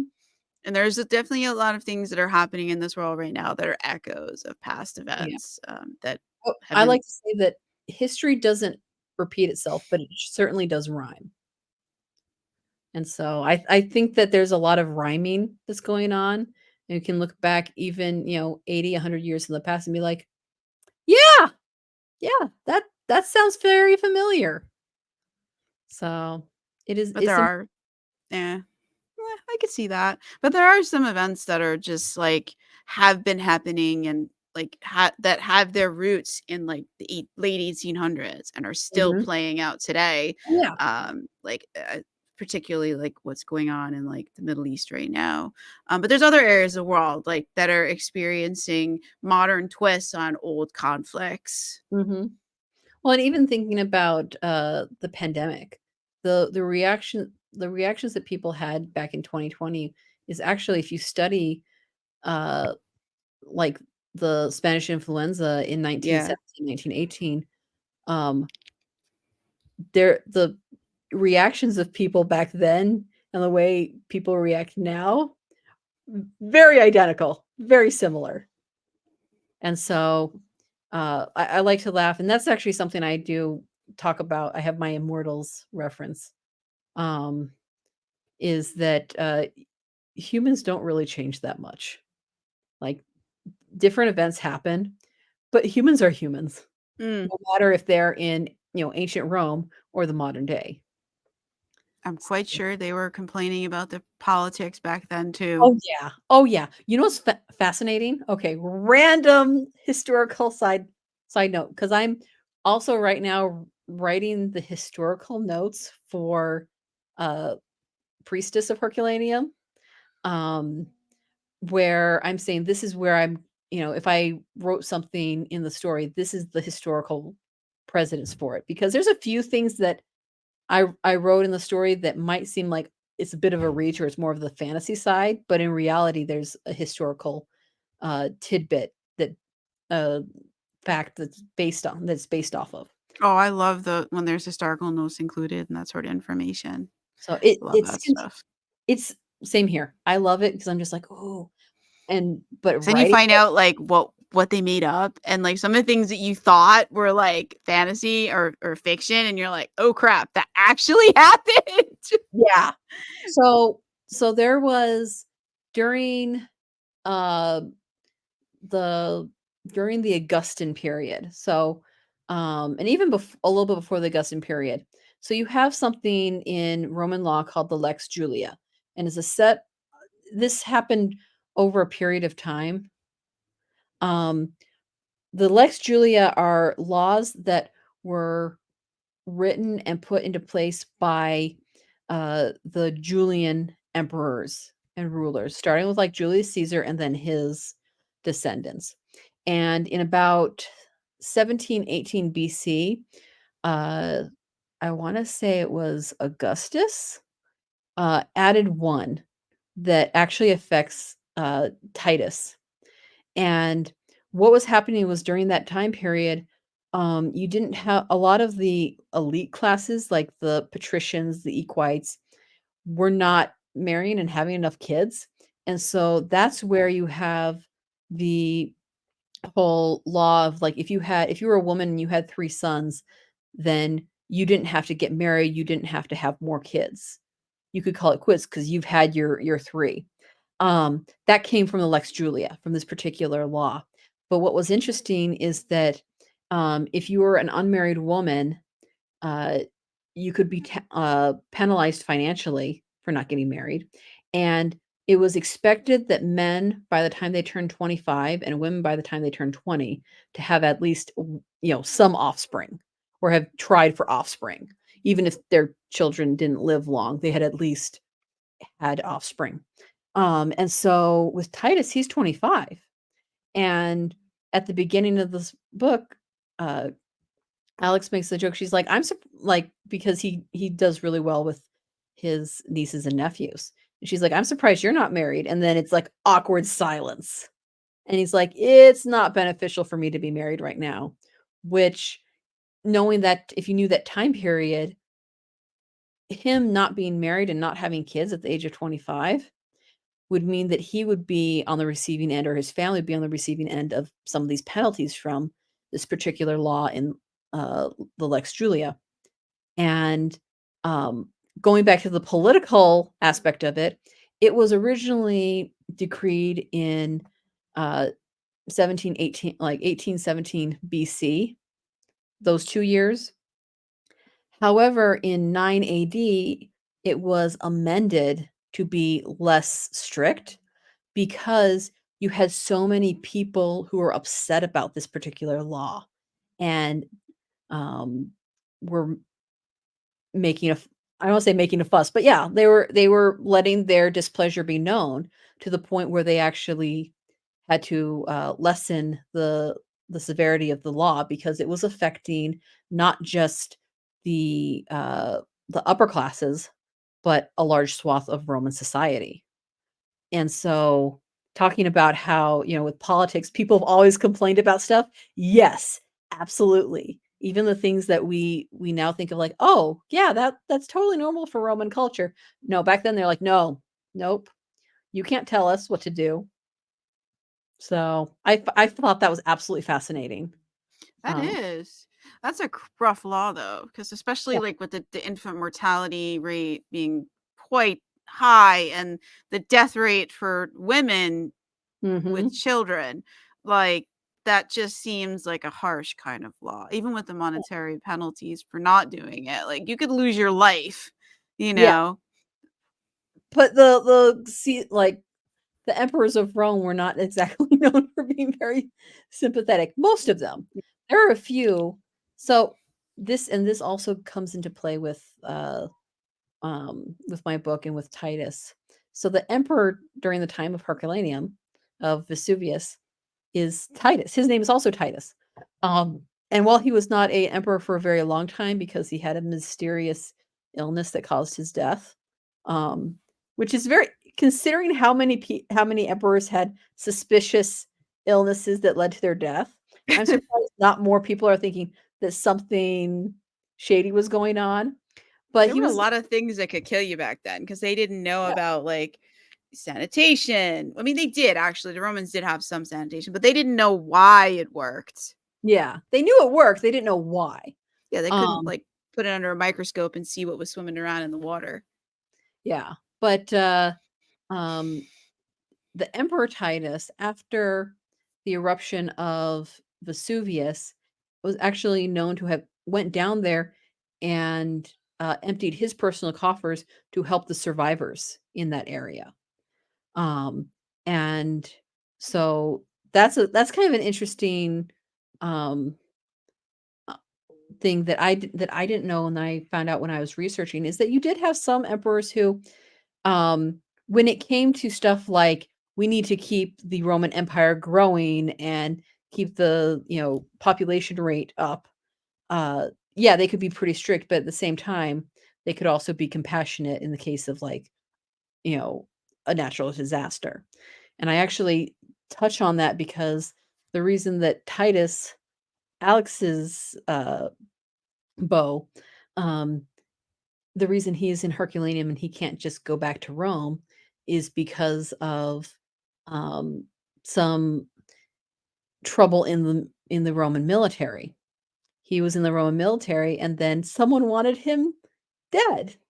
Someone's wanted him This dead is a for a long recurring time. theme with him. Yes, and he does not realize this until this does pop up in later books where he's like, "Why do people want me dead?" And like I There's said, just something about you, Titus, my friend. it's so without spoiling it, the individual that wants him dead because Titus' death would allow him to gain a lot of money and power. Um, because Titus is the only son in his family. That's all I will say because the truth of the situation doesn't get the full truth of the situation won't get revealed um until like book 6 when Titus returns back to Rome. But in book 1, he mentions he's like, I'm not allowed to return to Rome because if I do, he's like, I have this penalty that's been placed against me because they believe I did this really horrible thing in the military. Um, and he's like, I didn't do it, but there wasn't really any way for me to prove that I didn't do it. And so he's like, if I were to return to Rome, I would be executed, and then my entire family would lose their fortunes and all this kind of stuff. So he's like, I'm stuck here in Herculaneum. Um, and when Alex is like, are there any other places like family members or, and he's like, the people who are willing to help me have already helped me a lot. and I don't want to ask more of them. And she's like, really now? You'd rather die than ask your friends for help? And he's like, don't worry about it. He's like, I promise you I'll get out of Herculaneum. And she's just that's one of her annoyances, like, this could have been so easy. And Titus is uh not making it easy, at least initially. As things go on, he realizes how important it is. But yeah, then by the time book 6 rolls around, um, he well, actually in book 2, Cleo mentions this, but he sees it in book 6, where because he was helping people flee Herculaneum, it's believed that he's dead, that he's one of the victims. Um, but he's obviously not. And so when he does return to Rome, he finds out that this punishment was revoked by the emperor before he died, because um, he was basically, they're saying Titus was willing to sacrifice his life in order to protect people and help people escape. So he's not a bad guy anymore. He can come back to Rome if he's alive. But we think but in book 6, he gets kind of nervous when he comes back to Rome, because he's like, I have no idea whether or not, like, I've heard Cleo mention this, but I don't know, no one else has mentioned it. So he's like, I don't want to get my family in trouble by Oh, being wow. alive. So So when can we expect book 6? uh if I'm able to do 4 books next year and publish 4 books next year, book 6 would come out in the beginning of 2025. Because yeah, book 1 is coming out in December, 2 would come out in March, 3 would come out in June, 4 would come out in September, 5 would come out next December, and then tentatively 6 would be in March of 2025. So one is almost done because you're working on the historical One one is pretty much text. one is book 1 is pretty much completely done. It has been edited, it's been uploaded, there's a pre-order that's available. Um, at this point, it is, it's ready for ARC readers to read. Um, and then book 2, I'm about halfway done, and I was trying to get it done by the end of November, and yeah, that did not. Well, it's not over yet, November, so, It's not over you could yet. get closer to done. Yeah, I'm not gonna have it finished by the end of November because, with Thanksgiving, and my daughter's birthday is tomorrow, and so we have all of this stuff going on. I'm going to try and get more words written, um, but it's definitely not gonna be complete by, it's halfway done, but it might be going into December before it's completely finished, which is fine. I'm still on I'm like, I have, like, these charts of, okay, it needs to be finished by this date, it needs to be edited by this date, it needs to be da da da da da, and I'm still on track. I'm still on track. Perfect. That's what we wanna hear. Yeah. So I'm very sometime in December, is there an official, if you have it on pre-order, there's an official release date then Yes. for one. December What is 20 that date? December 26th, the day 26th. after Christmas, because I'm hoping that people get a lot of, like, Amazon gift cards for Christmas, and they're like, "Ooh, I need to buy all these cool books." And one of the cool books that they should read, um, is Priestess of Herculaneum. Also, it's a Tuesday, and I've noticed that whenever I release books on Tuesdays, they tend to do pretty well. Not that I have a huge data set, but even other authors who I've talked to have said that releasing on Tuesdays are, for some reason or another, tend to do well for them. I So haven't really noticed that. It's like it it all seems to depend on, like, how many people are waiting for it, and if there's then it doesn't really matter when you publish it. yeah, And then some people are just gonna get it whenever they get it, exactly, yeah, There's some people who wanna be the first in line, and some people will just some readers will just pick it up when they pick it up, and that could be 6 months from now. true. So I'm hoping I've been telling my newsletter about it. I have a my Ream subscription, if people want to read it beforehand, they get to read the first draft um, on one of my tiers. And I actually have the first 5 scenes available for my followers, which that's a free tier. Um, but I'm hoping between the people who've already been reading my stuff, um, that some of them will both be because it is all of my stuff is kind of portal fantasy, Hmm. but I'm hoping that there'll be some. I think that there'll be some people from my newsletter um, who are like, "Oh, I liked her Norse fantasy stuff. Now I'll, check out her historical fantasy stuff." So we will see. Either way, that's also why I'm telling people, "Hey, check out my historical fantasy." Hmm. If you like Doctor Who, Outlander, not as spicy as Outlander. That was someone I had. That was a question I had. Someone was asking. They're like, Outlander's pretty spicy. Is your stuff pretty spicy?" And I'm like, "No, There's it's also some like, I don't know, I read some of the Outlander, and like some of it is like,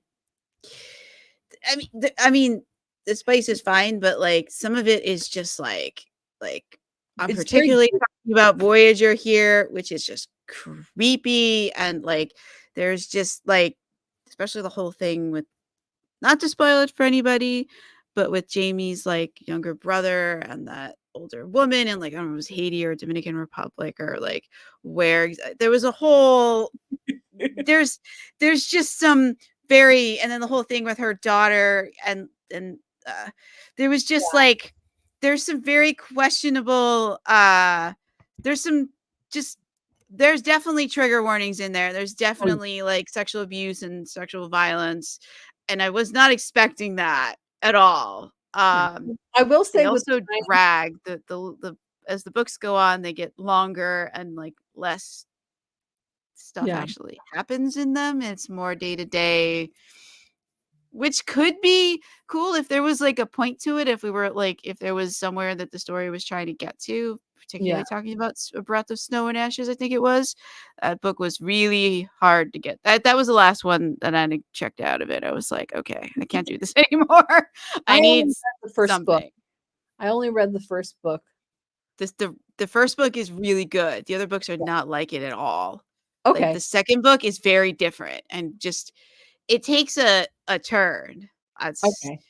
it, I and only read there's some very questionable stuff in there, and they make some very questionable decisions. Like the whole going to America thing, like I get it, but like it just felt like like super forced, the whole thing. Like there was a lot of, I don't know. Like the first book was excellent. I kind of feel like it should have stopped there. okay. Yeah, Uh, I read the first book because my aunt, when I told her about my time travel series, she's like, "Oh, you need to read Outlander." And I'm like, "Fair enough. I'll read the first book." I read the first book and I'm just like, "Okay, it's I good, get but it." it's slow. Yeah. Yeah, and I was not a fan of Oh, Jamie the cheating. well, the spanking. Oh yeah, yeah, and the cheating on her husband with the dude in the past, like, I mean, I feel the whole that whole part, I'm like, is it cheating if your husband doesn't exist yet? And that is actually a question that you see in a lot of time travel stories, is if your significant other does not exist in the past, like, how does that work? but she goes back and then she's stuck with him, and like it's like, I Yeah, don't know. I there's That left a that whole bad emotional taste in my mouth. Like if she had just stayed in the past, that would have true. been one thing. The whole going back to where her proper time period, and Yeah, then like that whole thing, like I think if you're gonna go back to the past and use that, like, it does he exist yet, as a basis for like, can I cheat on him? If yeah, you stay in the past and never go back to the present, like you're stuck there, I yeah, think that's okay, because that's kind of like death or it's like you died. But if you go back, like that completely invalidates the whole discussion, you yeah. know? That whole thing left a really, I didn't like, there was so many things in there that were like just I will say triggered the ick. I will say I all of this I'm saying is I am not a fan of Jamie Fraser I in general. wasn't either. I actually have a list on my phone of ways in which Edward Cullen and Jamie Fraser are basically the same character, except one has a Scottish accent and a heartbeat. But I they're liked basically they're the same character. Yeah, I liked her Prince John books better. They were I've so heard fun. I He's will have gay, and, like, except for the whole part where he's, like, after Jamie, I was like, "I if that had never happened, like, if he was just gay in, like, the 1700s, like, yeah, doing, like, historical things and, like, living and having a good time, like, if she just left it at that, yeah, it's awesome. It's yeah, so fun. He is such a fun character, but, like, the whole, like, him, like, "No, come on, like, just can you like anybody else on the planet? There are other people who have, you know, who are male, like, yeah, yeah, I don't understand why everybody liked Jamie. I didn't really like him. yeah, no, I was like He I didn't said, have much of a personality, really." other than being the brooding, angsty Scottish, socially immature, not socially, emotionally immature, um, love interest, Yeah. which, like I said, it's so I also have this theory, and this goes back to Twilight, because when I was reading Twilight, I was also taking a course in Gothic literature and the Mm, tropes that are common in Gothic literature and Romanticism. What is interesting is that Edward Cullen would fit perfectly within the Romanticism period, the kind of literature, the kind of Byronic hero that was very popular back then. mm, I Edward can is see a that. stereotypical Byronic hero, and interestingly enough, Bella is the stereotypical Byronic heroine. So technically, they work. However, uh, Romanticism as a genre, as a type of literature, is not popular anymore. And No. so, like, if you frame Twilight as being a modern day romanticism, not a romantic book, not a romance, but a modern novel in the romanticism uh, method or genre, then it makes sense. And the same thing with Jamie. Jamie is very much the angsty. I wouldn't say he's fully a Byronic hero, but he I is wouldn't definitely call him a hero either. hero as in like Yeah. protagonist, not a hero as in like superhero Captain America, No, yeah, yeah. but because a I'm Byronic sorry for people who actually who like the scene. I did like something. I liked the heroine. I forgot her yeah, name. Uh, Claire. Claire. I did like Claire. Yeah.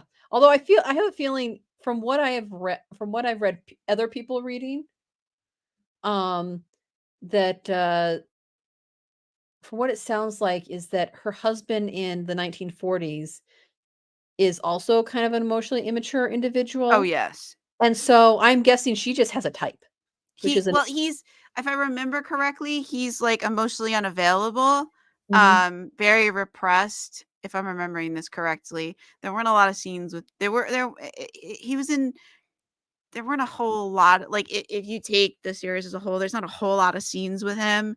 mhm, They're, like, the ones that you have are in certain books, and then, like, that's it. She stays in the past. yeah, Um, I think that was mainly my beef with it is that, like, she went back, yeah, got married to Jamie and did the whole thing, and then went back to the present, was completely miserable, made that husband miserable, went mm, back, like, that whole bit was just kind of unnecessary, like, that was yeah, just emotional torture for the sake of emotionally torturing the characters.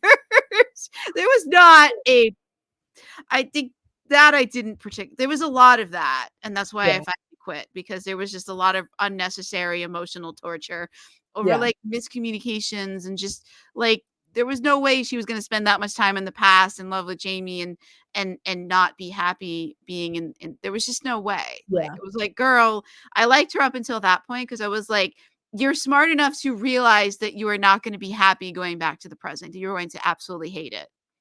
Which that is actually a trope that I try and flip on its head in my series, because I notice a lot of the time travel stories that I've read, the woman goes back in time, and then she's like, "Oh, life is so much better in the past," and I'm like, "Why?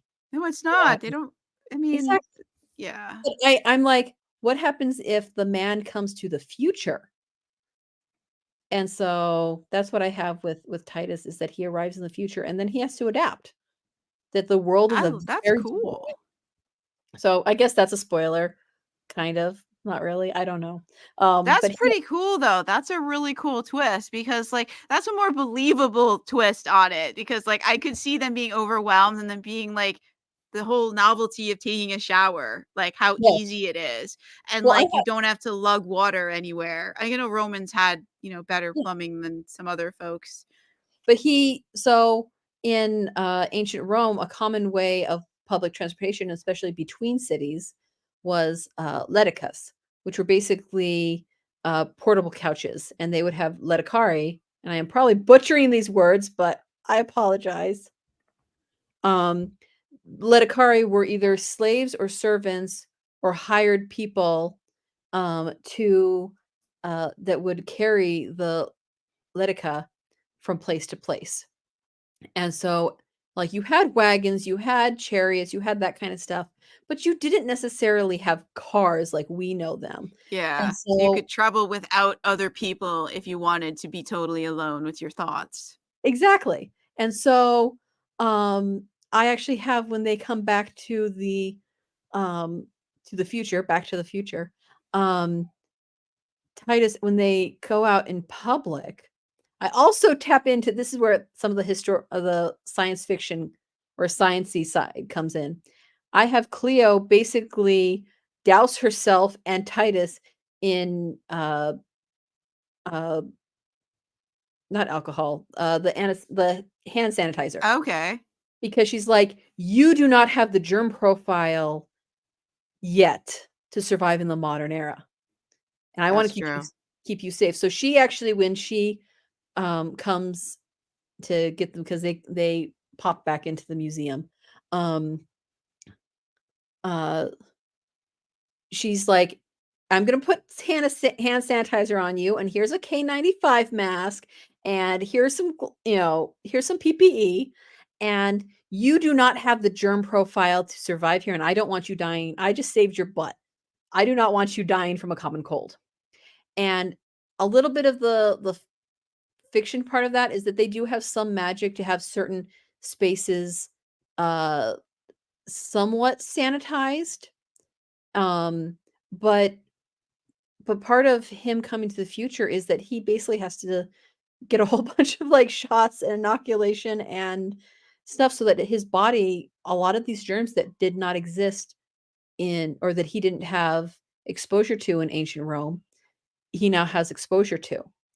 Um, but then, as he's walking around on the mall, he's, like, looking around and he sees electric lights and he's seeing cars and he's like, "What the heck is all of this?"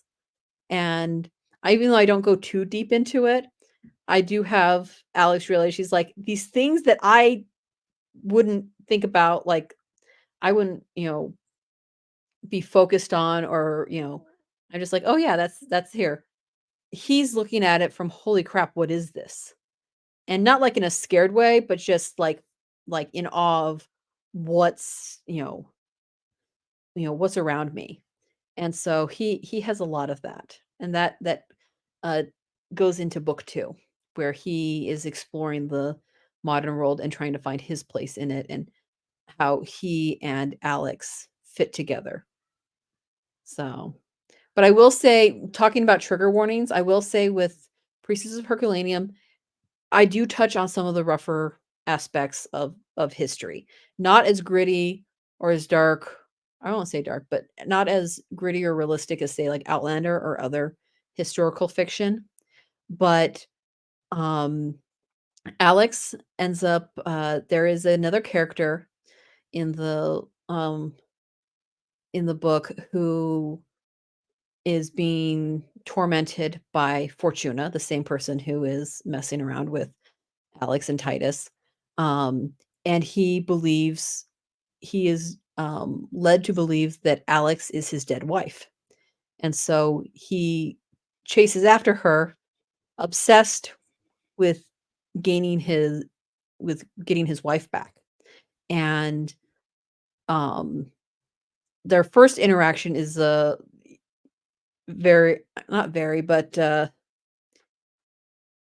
when he first sees her, he's like, "Oh, I'm gonna take you home, and then once we have sex, you'll remember me." And she's like, "Nope, nope, not going there." And so she ends up having to kind of fight him off, um, because in his mind, though, he thinks that it is his wife, but she's like, "You're," and more of this is talked about as the story goes on, um, and Alex feels a certain level of pity for him because she's like, he was already in a bad space after his wife died, and then Fortuna took advantage of that and Mm. is messing with his head. But at the same time, she has to protect herself from this individual because he's not taking no for an answer.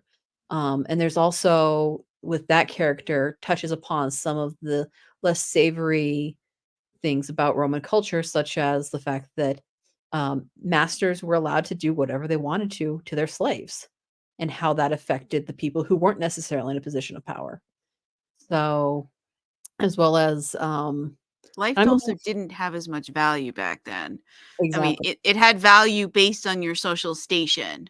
Mhm. Um, And then I I guess also that's have I guess that's true of today too, because like there's you hear about so many things that like there are a lot of people who don't value human lives still, which is yeah. sad.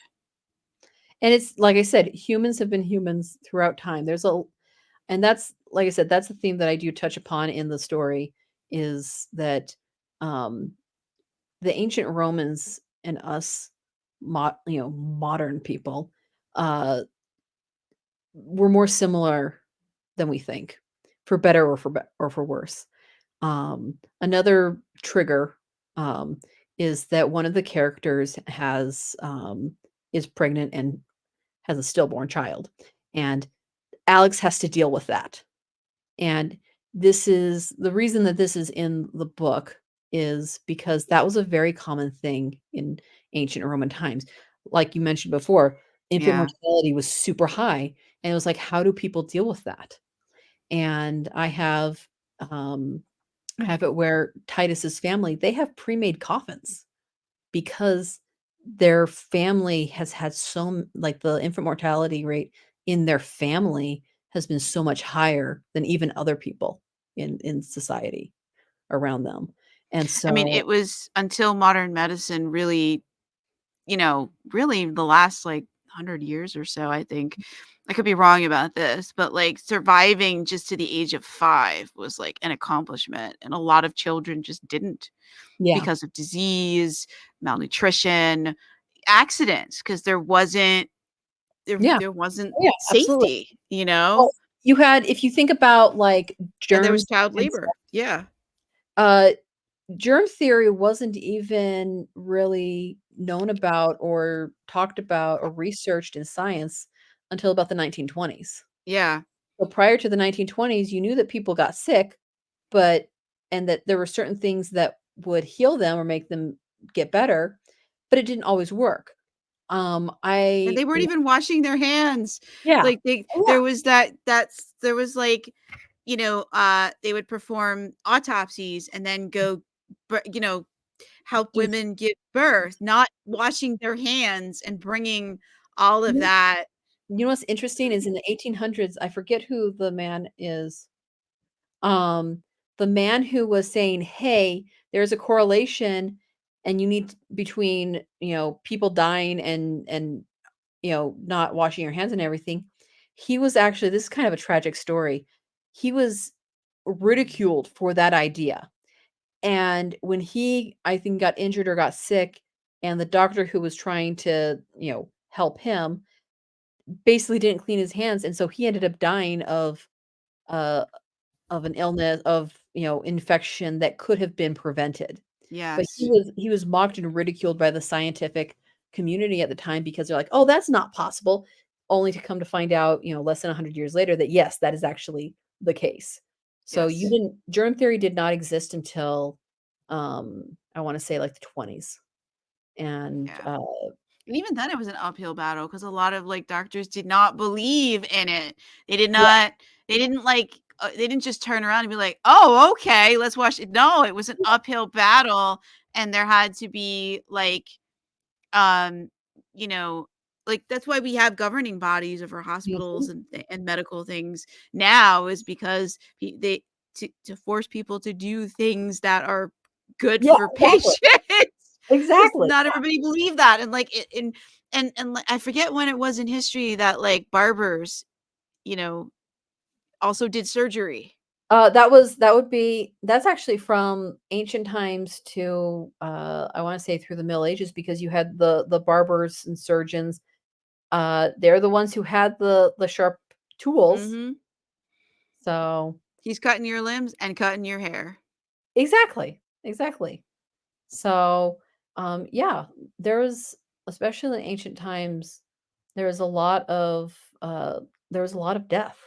Yeah, I don't know why anybody would wanna go to the past and stay there. I mean, let's They not just even think talk that about the humors and, like, them thinking they need to bleed you to get you better and, like, and embolize you and, like, I mean, was it like this one doctor that I follow on social media, he did a program where he went through like why medically why every president died who has yeah. passed away. And a lot of them it was because like they just didn't the medical theory of the day told them to do things that killed them. So I mean, famously, George Washington, they drained him of his blood because they thought that the human body contained more blood than it actually did, and so they thought that they were only draining a certain amount, um, but in reality, they drained like a third of his blood, and that was more of what killed him than, his ailment. So, yeah, it's, so I mentioned um those things because I know that those are triggers for some individuals who are reading that, and that's something that I plan to post on, like, yeah. uh, the premise in that, or not premise, but the description and whatnot is like, yes, there are going to be triggers of potential so, like, Alex does not get raped. Um, she doesn't like, stuff happens that keeps, this person from doing anything to her, and she's fights back. Um, but that kind of stuff happened a lot in the past. It happens a lot now. But I'm gonna put there's, attempted sexual violence because there was a lot of that in the past. Yeah. Um, I mean, I there's was watching this program earlier, this travel blogger who was traveling around some of the lesser known provinces of Russia. She was in, I think, Ingushetia. And Mhm. apparently in 2010, they passed a law that you can't kidnap your bride. And Yeah, there's like stiff financial penalties on that. This is in yeah, 2010 that they passed it. So it was going on up until then. And she asked, is it still going on? He's like, yeah, there's a few instances where it has happened and someone has had to pay the steep fines. So, like, I mean, like, yeah, this is in 2010. Like, this is not like historical times. This is like recent that yeah. there Oh was yeah. kidnapping and forced marriage. Well, I know in what was it? I want to say somewhere in Western China, there's a story of a woman who's basically kidnapped, Yes. and she She had ended like up 20 kids. no, Is that the one not where with she had? no. Okay. She ended up because this was more recent, she ended up, like, this this guy and his mother kidnapped her to become his wife. She wanted nothing to do with it, she was forced to marry him, but then she ended up killing both him and his mother. Oh, Um, that's a different story than the one I heard where she had like she had some mental issues and they chained her up in a shed and she gave birth to at least 18 or 20 kids before before then there was some posts online and people started doing research and like they figured out that she was this girl who went missing like 20 yeah. years prior and they finally like put pressure on the government to do something and get her out of there and put her in a different yeah like that was So it's just no matter where you are freaky. in the world, there's always, like, really messed up people who will use violence in whatever way they can in order to It get happens what here too. they want. Girls Mhm. are kidnapped and forced into sexual slavery.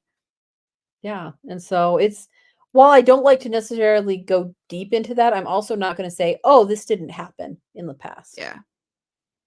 And so, yeah, it's It's Alex has to re face that, and while on the one hand, like, she does have to come face to face with that, at the same time, I do wanna keep my characters a little bit safe.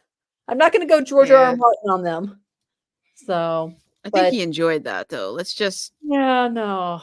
Let's there was a lot in there of violence and sexual, non-sexual. I At some point you got to ask it like, did you just get off on that writing that? Yeah, Because there was like, I I have didn't read them. I read the first 50 pages, I've said before, of the first Song of Ice and Fire book, and I didn't like it. His yeah, writing is good, but like I just didn't vibe with it. It was just not my thing. And yeah. so like this was way back when I was in college. There was only a few of the books out, and I was like, it's not. I was like, this is just not for me. I didn't see it taking off and becoming this like crazy phenomenon. But Or having this the spin-off with the, what the dragon Daenerys's family and all that stuff, and I'm just like, "There's a bunch of messed up stuff there." he And writes a lot of messed up stuff. yeah, and so, like, when people are comparing him to Tolkien and C.S. Lewis, I'm like, There's "No." no comparison. They did not have this kind of messed up stuff. Yeah, I mean, they did deal with dark stuff, but Not it like wasn't that like though. it they didn't necessarily, like, fetishize it or say, "Oh, this is perfectly normal and okay," and Yeah. not it The was it only I think the only instance that I know of where there was some kind of forced marriage or something is back in the Silmarillion, where Eol, who leaves I think it's Nargothrond. Mhm. I'm I might be wrong about this, and he like takes up, in this forest, Yeah, and this I can't think of her name, but she ends up going, just going to visit, going out, and he kidnaps her, and the way that it works with elves in Tolkien's world is you can only get married once. It's sort yeah, of you bonding because the way their spirit is with their body, it you yeah, so yeah, he got her a child and she was stuck married to him, yeah. but like, yeah. But then, eventually like when they went to the House of Mandos, Mhm. like I think the theory amongst a lot of Tolkien folks, I'm deeply embedded in all that, was that they probably like for all the despicable things that he did, because he did a bunch of other stuff too. Like he Yeah. basically he He there's a was not a whole good I person. won't go into it. Like she did eventually take her son and run back to her family, and then he came and then he tried to kill the son and killed her instead because she jumped in front of him, and Yeah, then they threw him over the side and he cursed the son basically like you're gonna die like I did, and the son basically did because he betrayed them. He wanted some other person's wife and yeah, wanted this girl who liked somebody else, and um but like when you went to the houses of Mandos, that he would get stuck there and that hopefully she could go off and do something else. yeah. um that's kind of the So headcanon that a lot of people have. and I think that, like, with Tolkien especially and C.S. Lewis, a little bit as well, is that generally speaking, bad stuff happens to bad people because they make bad decisions. It isn't just, you know, there's more reason for it as opposed to it just being a fetish or like, Correct, yeah. or just a Yeah. random and like I'm aware that life is that random horrible stuff happens to people in life. Um And at it this did happen in Tolkien's world too, because look at Isildur. Like he was not a bad guy. He was a good person, doing the best, making the best decisions he could at the time with the knowledge that he had. He chose to Yeah, keep the ring and it betrayed him and he was yeah, murdered.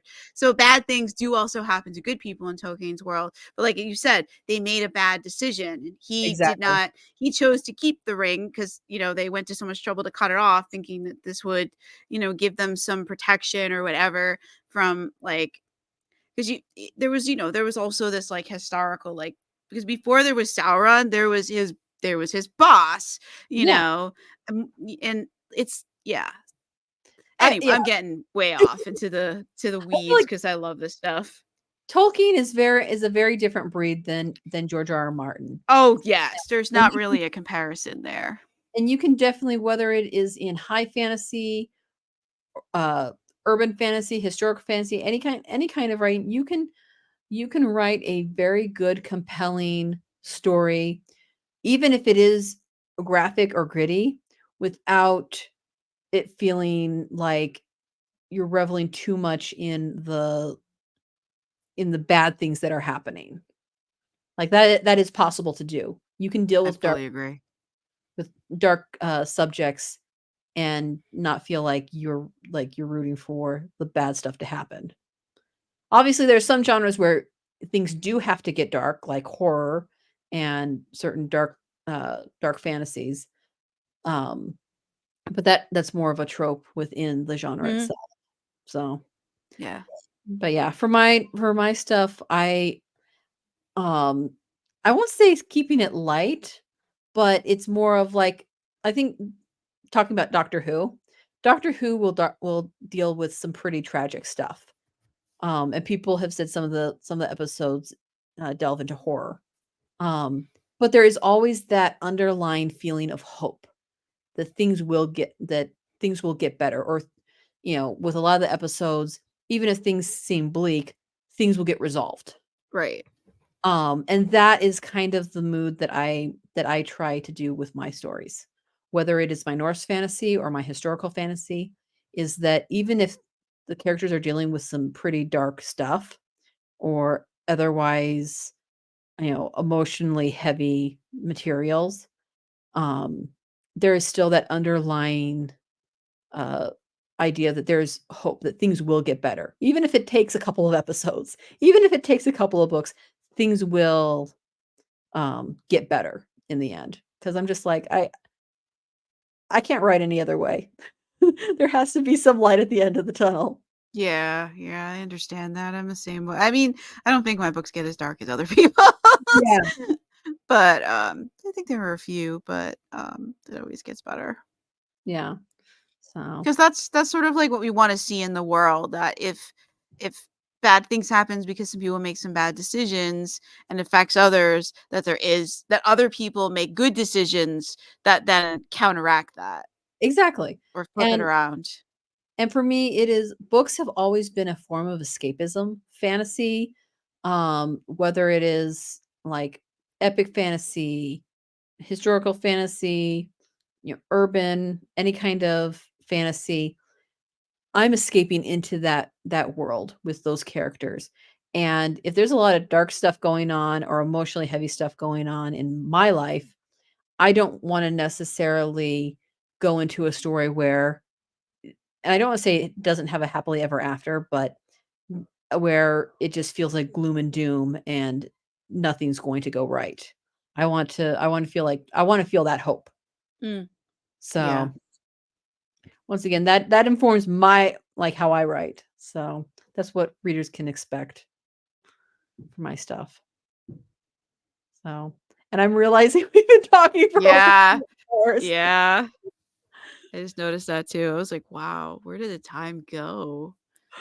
This happened last time, didn't it? Yes. Yes, it did. The I know fourth. probably happen in the future too. Yeah. Yeah. I it's fun to talk about this kind of stuff and get into like the nitty-gritty details, Mm, especially with like I said, with historical fantasy. There's a lot of details, a lot of research that goes into making sure that historical elements are correct. Even if you have that blend of fantasy and historical, and it's not purely historical fiction, mhm. um, there's a lot of fun little um, nuances and that kind of stuff. So yeah, I could go on for hours, but I will start to wind things down. Is there anything else you wanna say about the Priestess of Herculaneum? That's like a loaded question. You wanna be here for a couple more hours? Um, no, it is it's a really good book. I enjoyed writing it. It's one of those stories that, because 'cause I've had stories where, um, uh, like, I enjoyed writing it. I still enjoy reading it even as I'm editing it, because so some of your stories, you read it and write it, like, and edit it and go over it so many times that by the end, before you publish it, you're just like, "I am burnt out of the story. Mhm. I never wanna look at this again.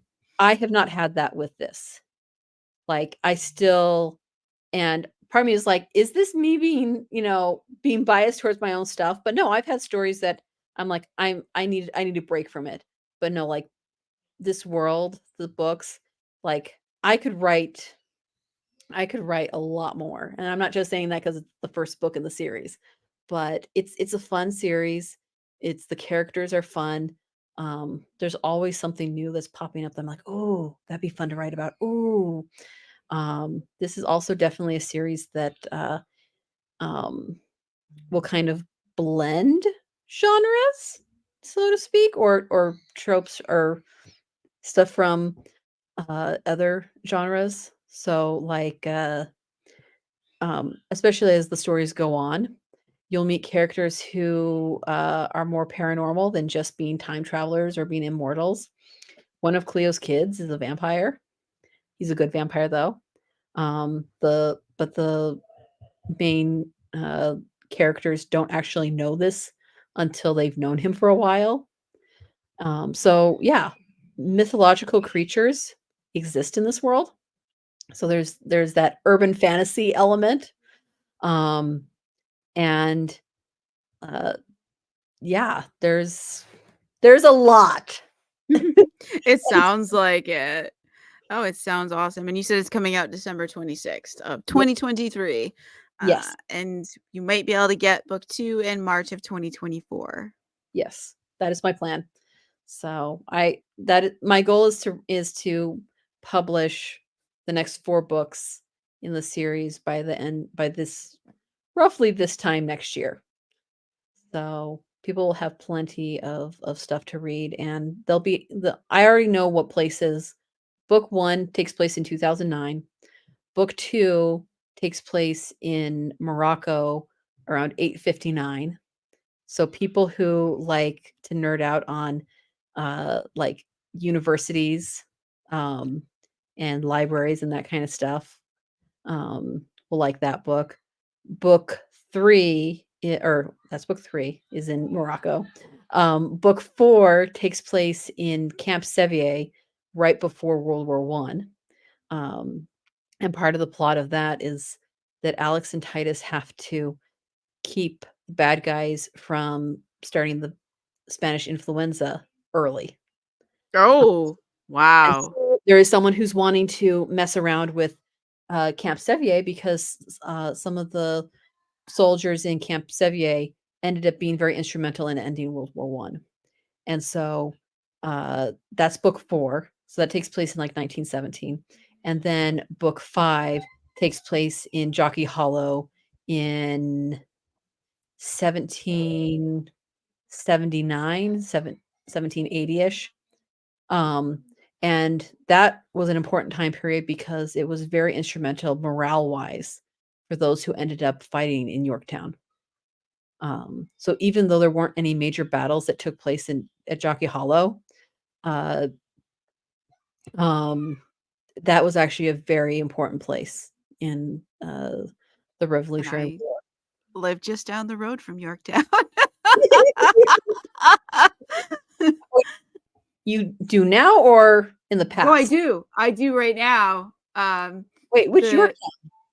there was one in New York. You're talking about the one in if they're Yorktown in in Jockey. Virginia. You're talking about Virginia, Yorktown, Virginia. Yeah, Yorktown is in Virginia, and then Jockey Hollow is in New New Jersey. Jersey. And I will say that there are probably going to be There stories was a that take battle place in New York, Yorktown too, I think I remember from school, but, the New maybe York that was Yorktown. earlier. Maybe. I need to do more research. I know that there are probably going to be stories that take place in New York in this series, because, there is a lot of, Huguenots who lived in Yes. New York, and I find that absolutely fascinating, and not a lot of people know the history of the Huguenots, and back when I was doing genealogy, I had a blog post on the history of Huguenots in the United States, and that is actually I'm trying to remember it's not New Rochelle, but there's actually a historical place that, allows you to, visit what it would be like living in a French Huguenot village in New Oh, York. yeah, it's not Jonathan it's not there's Jonathan Irving, there's the other there's a bunch of different historical things, and my brain is jumbling them all. Um, I know what you're talking about. It's yeah. But I would love to do something where one of the characters, whether it's Alex and Cleo, or Alex and Titus on behalf of Cleo, or one of their Or Cleo kids. can come too. Make it a trio. Good.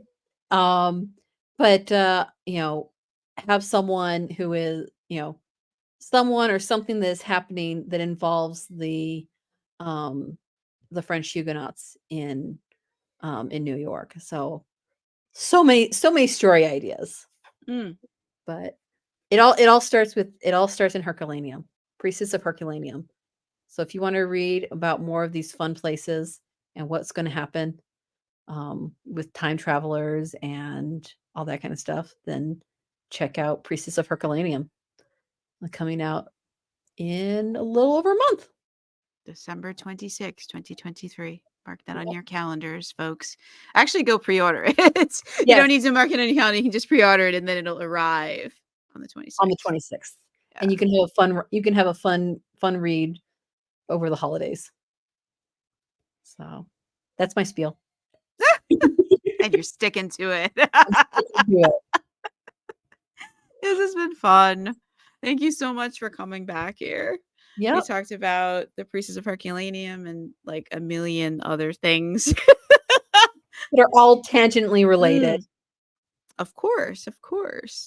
They're fantasy authors. Everything is related. Everything is related.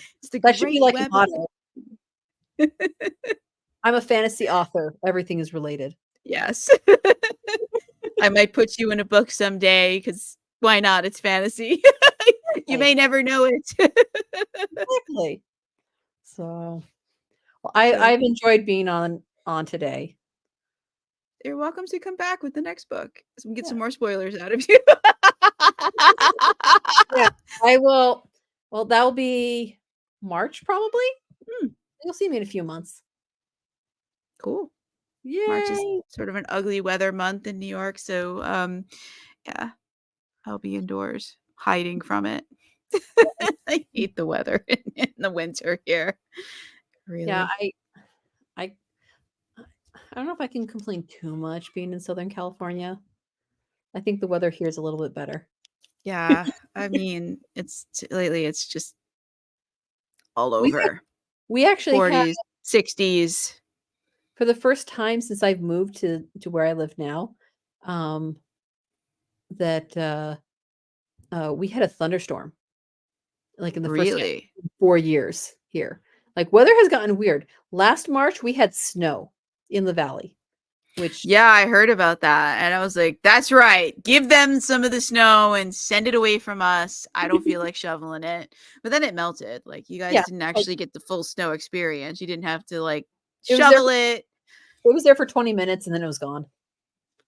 Yeah, so. I call foul on that. You need the full snow experience, But we get the 115-degree temperatures where you feel like you're in an oven anytime you go outside. So we don't get that. Yeah. I think the hottest we got was like 97 this summer, and it was only for like a day. Yeah. And nature was like, all right, did that. Check that off the list. Back to the 80s. Yeah, that I might have to come to New York for the summer. But we had the humidity. It's been very humid in the summers. Yeah, that is. No, at some point I do need to get to New York to do book research. That's what I'll call it, book research. And we can hang out in person. Exactly. Because like I said, I have a bunch of stuff that takes place, even that's not in my historical fantasy, like a historical fiction story that I started writing when I was 16. Takes place, a good portion of it takes place in New York City. And I totally need to go to New York City for book research. So, yes, you do. So I will plan sometime in the future when I can get back to the East Coast. We'll make that happen, and we'll have a lively podcast about that. But thank you so much for joining me. This has been another episode of Fantasy Lore and More. Today we talked to L.L. Nelson about Priestess of Herculaneum and like so many other things. So watch out for the book, which will be coming out on December 26th. And I will actually have a Christmas release too, but more on that in another podcast. We're not here to talk about me. So you'll get more on that next time. So have a great day or a great night wherever you're listening to us from. And I hope you'll be back to hear from another fantasy author about another fantasy book soon. Thank you.